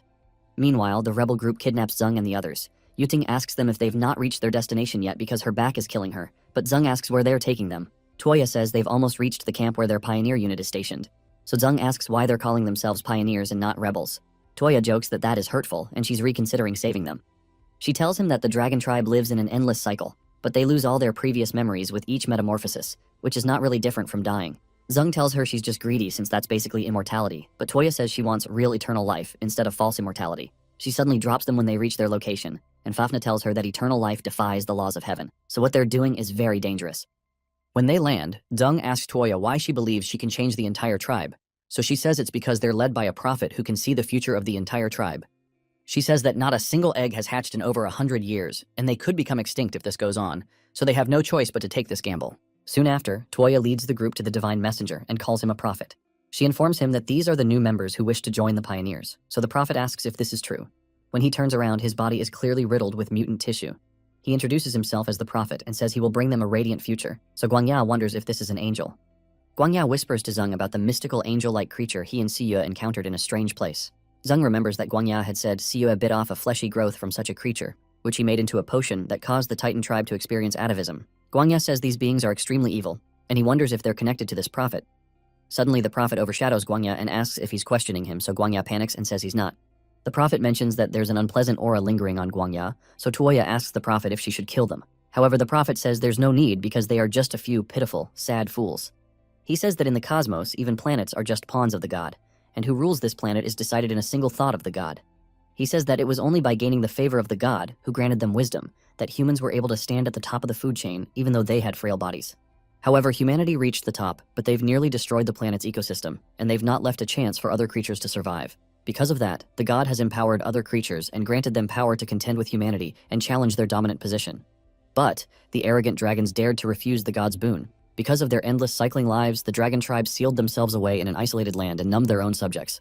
He says that payback has come to the dragon's tribe, and the dragon eggs, formed from their metamorphosis, have gradually lost the ability to hatch.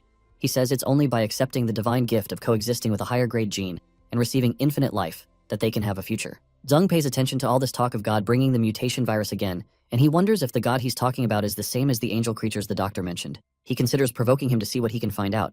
So, he asks the prophet if he's saying that the god is now on the side of mutant creatures and he's become an enemy of the new humans just like them. Toya asks if mere new humans have the capability of being God's enemies. So Zeng asks why they keep talking about the greatness of this god when they can't even take one small island. He says that it seems that their god can't handle the new humans, so he's just leaving the mess for wasteland life forms to clean up. Since they're finally showing some slight improvements in doing that, their god is going to start bragging that it was all a part of his plan. This annoys Toya and the other dragons, so Yuting chimes in by saying their god shouldn't be messing around on this planet alone if he's so great. Their words make the prophet laugh, so he says it seems there's still much they don't know. Toya explains that the dragon race has always been the race with the highest combat strength since the birth of the planet. Apparently, if the king of the dragons had not gotten tired of war and brought his people to this island, the world would have belonged to the dragon's tribe forever. She says the former dragon king also forbade his compatriots from interfering with conflicts of the outside world and exiled those who did forever. Toya tells Fafnir that it's clear she also knows the king's hatching has already failed, so she still has a chance to come back. When Fafnir hesitates, Zung jokingly tells her this is great because it means she can return, but he comes close and tells her they should wait to see what this group is up to first. Fafna decides to play along, so she says she's willing to join because the plan makes sense. Excited, Toya jumps to hug her and welcomes Fafna home. Immediately, the Prophet offers to personally perform the initiation ritual for them. Meanwhile, in the new human base, 2 experiment specimens named number 0097 and number 0065 test out their new fire and water powers. Dr. Victor watches their practice session and records that the new experiment is a success because the new test subjects have completely mastered elemental power. She realizes that the method of extracting elemental power from energy cores really works. Apparently, the drugs they extracted before had too many side effects, and using the energy cores directly as a power source wasn't good enough. It's clear to her that only the Dragon Tribe, masters of alchemy, know the true purpose of energy cores. However, she believes they'll soon be able to crack the secret of the energy cores, and the new humans will possess power to rival the Dragon Tribe. Meanwhile, Amir battles with the repaired Mecha Titan. She punches the Mecha Titan, who quickly blocks the attack. Immediately, Amir activates her beastification, and her limbs transform into a beastly form. Using her claws, she slashes the Mecha Titan in the back, so the cyborg system declares that hardware damage has been detected and it has to activate a strong defense mechanism. The cyborg system activates its defense to the max and starts to initiate self-repair, protecting the cyborg with a barrier while the repair happens. The Mecha Titan system soon restores its neural signal system and completes its repair. When it gets back into action, Susu declares that the experiment is over and she commends everyone for their work. Amir asks Susu how the results were this time, so Susu says the repair time was 5.8 seconds, which is 3.3 seconds faster than the last time. Amir tells her that her hard work for the past few days wasn't wasted, so she can finally rest well, and Susu agrees. Susu replies that all she needs to do now is to go back and handle the neural connection for the human head and mechanical components based on what happened. Confused, Amir asks if she's referring to going back to the Citadel of Hope they all mentioned. So Susu becomes shocked when she realizes that Zung hasn't told her how to get back. Amir immediately tells her she can use the teleportation portal to get back to the Citadel, but Susu tells her not to worry about it. Later that evening, Susu confirms that the construction of their base in the Titan tribe is almost done. She also notices that the Mecha Titans and the Titan tribe are getting along well to do the construction work, so she decides it's time to go back to the Citadel of Hope to check on things. Suddenly, she detects an unidentified flying object approaching, so she panics because aerial battleships can enter now that the snowstorm barrier is down. Suddenly, Iron Max announces that he'll blast this place to the ground. He soon opens fire, so Susu activates the emergency defense system. After Iron Max rains down fire on the place, he releases some of his Iron Girls to finish the job. Meanwhile, Susu identifies them and deploys her Mecha Titans, since this is a good time for them to get some real combat practice.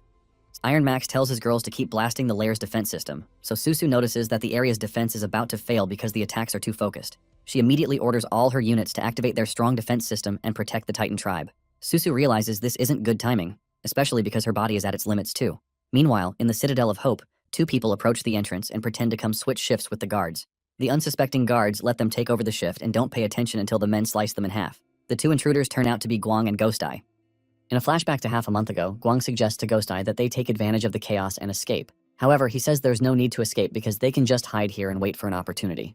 Over time, they spent time blending in with the zombies, and they observed that the zombies are a group without a leader right now, and the toughest ones aren't around. He believes the only one left is the dumbest one, so it's a once-in-a-lifetime opportunity. In the present, Ghost Eye tries to enter the city, and he promises to end every monster in the city. He calls Electric Blade for reinforcement, and she also shows up with her girls. Meanwhile, the Prophet welcomes Fafna back home and begins her baptism ritual. Before the Prophet grabs her, Zung holds his hand and jokingly asks what this baptism involves, so the Prophet tells him it includes implanting the genes of the god into her, just like he guessed. Zung looks at the other dragons infected with the mutant virus, so he suggests they handle the prep work first before rushing to the baptism. He turns around and asks Toya to help prepare a place for them to sleep first since they're new here. Suddenly, the Prophet chases them with an extension of the mutant virus, but Zung blocks it with a morphed shield. This annoys the Prophet, so he calls them stubborn heathens. The mutant tissue on the Prophet's body starts to multiply, so Zung warns the others to stay away from the weird growths. The Prophet calls him rude for calling this weird and says this is a form bestowed by the god as he reaches out to catch them with his tentacles. Meanwhile, Toya leaps over Zung and tries to slash him to make him keep quiet. However, Fafna stops her and tells her to take on someone of her own tribe. Immediately, Toya performs a half-dragon transformation and asks Fafna if she's betraying the dragon tribe again. But Fafna also activates her half-dragon transformation, brings out her sword, and tells Toya her group is the real traitor to the dragon tribe. Both ladies engage in close combat and fight mid-air, so Toya tells her subordinates to capture the traitors. Immediately, the other dragons swing into action and turn their focus to Yuting. However, Yuting excitedly tells them she's been holding back for a long time, and she releases her beetles because she can finally go all out. She releases her beetles at the dragons, stopping them from flying properly. Meanwhile, Fafna lands an attack on Toya's hand, but mutant tissue immediately comes out of the wound and seals it up. Fafna can't believe her eyes, so Toya boasts that this is the power bestowed by God, and they can gain this power if they join them. Also, the metal-eating beetles suddenly start exploding and dropping down, shocking Yuting. so Guangya guesses it might be an immortal body granted by the mutant virus. The prophet tells them they're as insignificant as ants in the face of divine power, and he grabs Zung with his tentacles and pulls him toward his mouth. He tells them to stop their pointless struggle and accept the divine gift. Suddenly, the other dragons from the dragon tribe show up and start to attack the mutated dragons. They tell Fafnir and the others to escape, while the leaders of the tribe rain their attacks on the spot. Zung watches in awe and wonders if this is the elemental power of the dragon tribe. When they return home, Fafnir asks them if they've finally accepted her back, so the leaders tell her that the reason they rescued her is that they need something she has. Apparently, they need her blood to awaken the king. Zung asks if the king they're referring to is the egg that's upstairs, so they confirm this. They explain that the situation at the Isle of Mist is grievous because the dragons have been infected with a strange virus, and they're all relying on the power of the dragon crystal stones to resist the virus eating away at their bodies. Apparently, the king has been asleep for 100 years, and their tribe's subjects are nearly completely destroyed. The only way to awaken the king is with dragon blood, so he can lead them to reconstruct their bodies and purify their blood. But they are unable to awaken the king because their blood has been polluted. So they now have to rely on Fafnir, who still has pure dragon blood because she was exiled from the island years ago. Meanwhile, in the Dark Ice Field, Iron Max keeps raining attacks on the base's defense barrier. The Mecha Titans also blast the Iron Girls, but they block their attacks with their respective shields. Eventually, Susu releases a large-scale attack on the Iron Girls at once, so they join their shields together to create a large barrier to protect themselves. Susu is surprised that they've evolved so quickly. Meanwhile, on the ship, Iron Max rejoices because the potion Dr. Victor made for them is the real deal. He rejoices that they're going to take down these monsters once and for all. Below him, the Iron Girls retaliate and launch their attacks at Susu. Her cyborg system detects a high-intensity impact, so it activates a localized defense reinforcement to protect her. Susu realizes that things aren't looking good because the enemy's attack is way too heavy and most of their power is being diverted to the defense system. She realizes they can't hold out much longer and notices some of her Mecha Titans being taken down by the Iron Girls. While that's happening, Iron Max decides this is his chance to attack Susu from behind because she's wide open. He jumps in and attacks her, guns blazing, shattering her shield with the impact. With her shield taken down, he tells his girls to attack, so they chase Susu. All the Iron Girls attack Susu at once, so she starts to fall to her death. However, Susu is suddenly caught by Jiang, who has just returned from her exploration. Jiang asks her where the Titan tribe is, so Susu tells her that the Titan tribe defense system is active, and attacks from the outside can't get in, but the Titans are trapped inside too. To gain the upper hand, Jiang tells her to drop the defense and strike with everything they've got, but Susu protests that the Titan tribe will be destroyed. Jiang explains that they will all die here anyway if they keep focusing all their energy on defense. Upon hearing that, Susu changes her mind and tells all units to deactivate defenses and attack with full force. The Mecha Titans immediately take down the defense system, so the Titans transform into their beast forms and charge into fight. Meanwhile, Susu orders her Mecha Titans to clear a path for the Beastmen and Titans by seizing the warship. The Mecha Titans immediately start attacking the Iron Girls, so the other Iron Girls realize that Lord Iron Max is the target. When the Titans get close to Iron Max, he realizes he's cooked, so he rushes to use a secret move. Meanwhile, Electric Blade and her girls start taking down zombies, but Siyo jumps out to confront her. Siyo kicks her from behind, but Electric Blade jumps out of the way.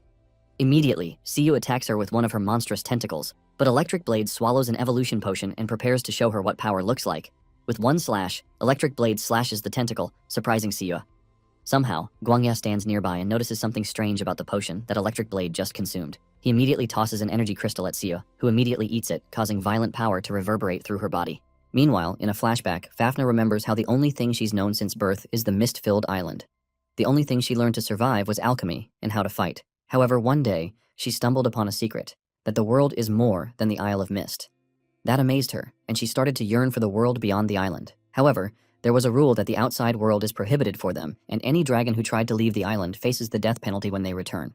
However, when they die, they're made to forget the memories of their previous life and start all over again. Because of this, Fafnir buried these thoughts deep within herself so that no one would know, until the day that Tuoya suggested to her that they see the outside world together.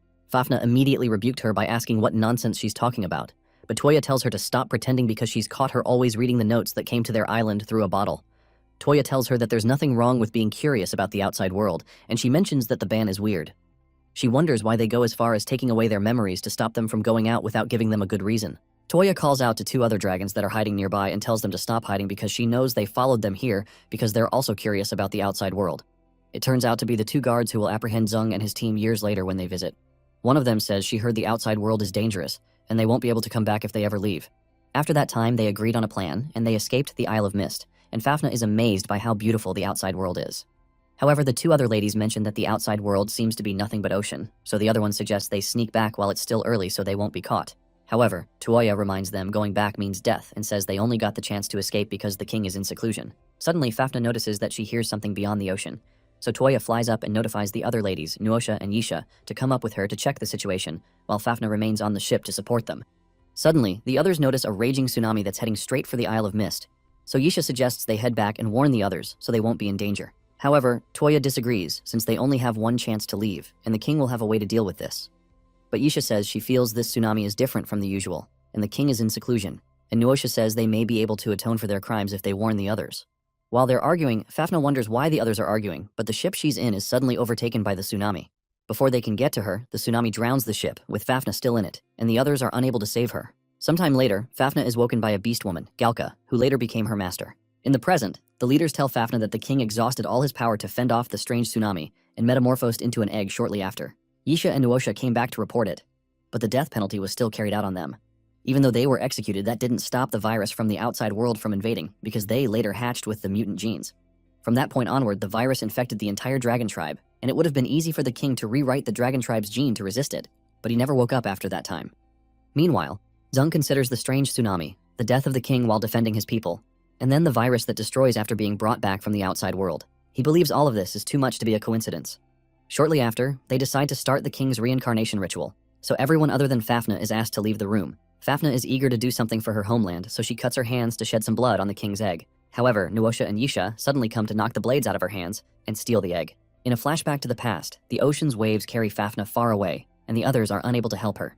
Nuosha and Yisha wonder if Fafnir can hatch again if she ends up in the ocean, so they decide to return immediately so the tsunami doesn't destroy the Isle of Mist. Toya mentions that they can't outrun the speed of the tsunami, but they suddenly notice the water form into a strange shape. On the structure, the face of the divine messenger appears and he manifests out of the tsunami. They wonder what this thing is, but it suddenly binds them with a strange energy from the water. Soon after, the being tells them not to be afraid and introduces himself as the prophet who has come to save them. In the present, Yisha and Nuosha tell Fafnir that accepting the genes bestowed by the god is the path that the dragon tribe must take. Fafnir tells them they've been deceived by the prophet, but the leaders of the tribe stop Fafnir from risking herself by battling with these people since she's the last hope of the dragon tribe. They immediately strike Nuosha and Yisha with their elemental powers, but they're all suddenly stabbed in the back by the rebel group.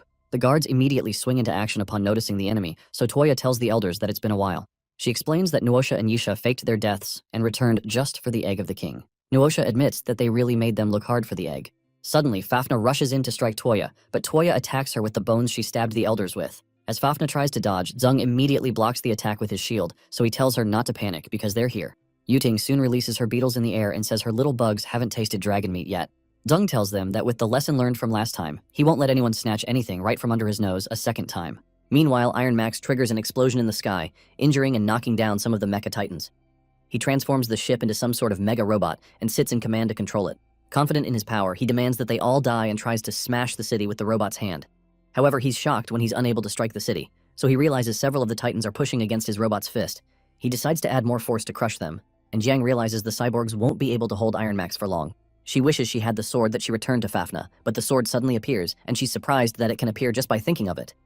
Wielding the sword's power, she immediately takes down several of the Iron Girls and flies past Iron Max's robot to end him. When Iron Max spots her, he wonders what he's seeing, but it's too late because she soon strikes several parts of the robot from top to bottom. Iron Max can't believe his eyes, but his robot starts to split apart right before his eyes, exciting Jiang and Susu. The Iron Girls become shocked when they realize their lord lost, so they quickly try to escape, but they're suddenly struck down and their armors come off. Meanwhile, in the Citadel of Hope, great power pours through Siua's body after she consumes the crystal. Her aura suddenly changes, so Ghost Eye and Ling become shocked by how monstrous and big she becomes. Ling immediately tells Ghost Eye they should try to escape because something isn't right, but Electric Blade replies that there's nothing to be afraid of because Siu only got a little bigger. Electric Blade tells her girls to wear Siu down first, so they swing into action. As they rush towards Siu, the advanced zombies notice they're focusing all their power on Siu, so they decide to go clear a path for Siu. They immediately take down several of the reinforcements that were brought, while Siu focuses on taking down the girls who tried to attack her. Suddenly, Electric Blade jumps towards Siu to finish her off while she's distracted. Siu spots her and almost stabs her with her tentacle, but Electric Blade quickly dodges. When she spots an opening, she launches at Siu with her blade covered with fire, but Siu swallows the fire. While Electric Blade is shocked, Siu pours out the flames she swallowed back at her attacker, forcing Electric Blade to slightly retreat and block with her swords. Regardless, she promises to take down Siu with her, so she tells all her remaining girls to attack Siu at once. However, Siu stabs all the girls with her tentacles, so their attack is rendered useless. She also extends her tongue and uses it to grab Electric Blade, whom she promptly swallows. When the other girls realize their boss got swallowed, they immediately start running, but Siu reaches out to have them for dessert. Meanwhile, Ling urges Ghost Eye that they need to retreat, and he has no choice but to comply. As the destruction continues in several parts of the city, the advanced zombies figure that Siyo is out of control, and they wonder who will stop her so she doesn't destroy the entire city. Suddenly, Dr. Tai throws some roasted chicken at Siyo, and that catches her attention. Suddenly, the chicken starts to nauseate Siyo, so she starts to vomit. Apparently, Tai had put a substance that induces vomiting and dispels toxins in the chicken. Soon after, Siyo vomits out Electric Blade and she soon returns back to normal size. Meanwhile, Zung engages in close combat with Toya. Suddenly she circles behind him, but Zung spots her and asks if they only know how to fight with sneak attacks here. He tells her the dragon tribe will be doomed if its future fell in their hands, and he stabs her in the chest using one of his tentacles. However, her wound starts to heal immediately, and she says that the process they're taking doesn't matter as long as the result is what they want.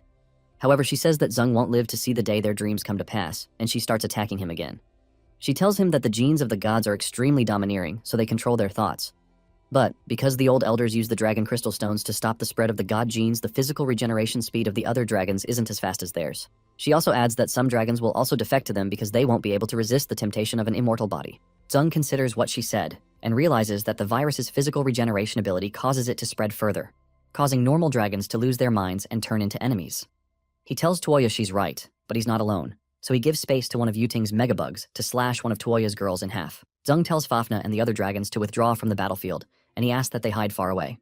They soon leave, but ask Zung to be careful. After they leave, Zung and Yuting decide to work together to take down the dragons, which excites Yuting. Meanwhile, in the dark ice field, the Iron Girls are knocked to the ground, and they suddenly start to turn pale. Susu realizes that Iron Max is absorbing their life force to repair his robot. Inside the robot, Iron Max determines within himself not to lose this time. Susu notices the giant robot is also devouring Iron Max's life force too, and they seem to have merged into one. Iron Max blasts Siue and Jiang with some explosives, so Jiang steps forward and tells Susu to quickly get behind her. When the blast hits them, both of them are left unscarred because Jiang's energy absorbed the energy from the attack. Jiang figures that the sudden energy boost of Iron Max's robot must also be from an energy core since her sword's energy core can absorb it. She immediately notifies Susu and asks her to help find the location where the most energy is concentrated on the robot.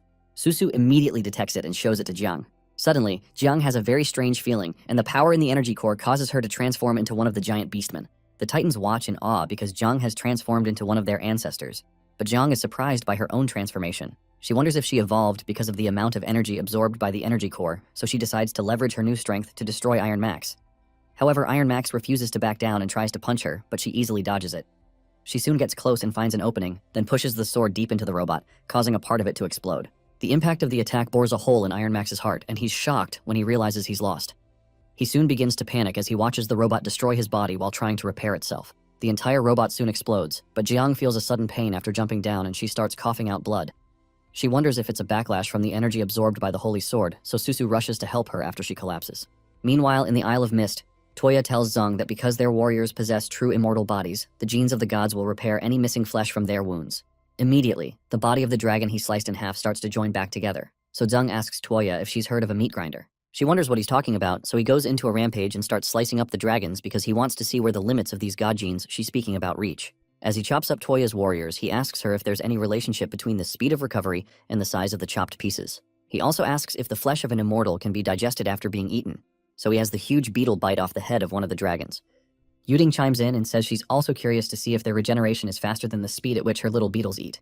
Immediately, one of the dragons starts to panic and calls Zung a demon, and says what he's doing is worse than death. Meanwhile, Zung continues his experiment and confirms that the speed of regeneration slows down when they're chopped up into little bits.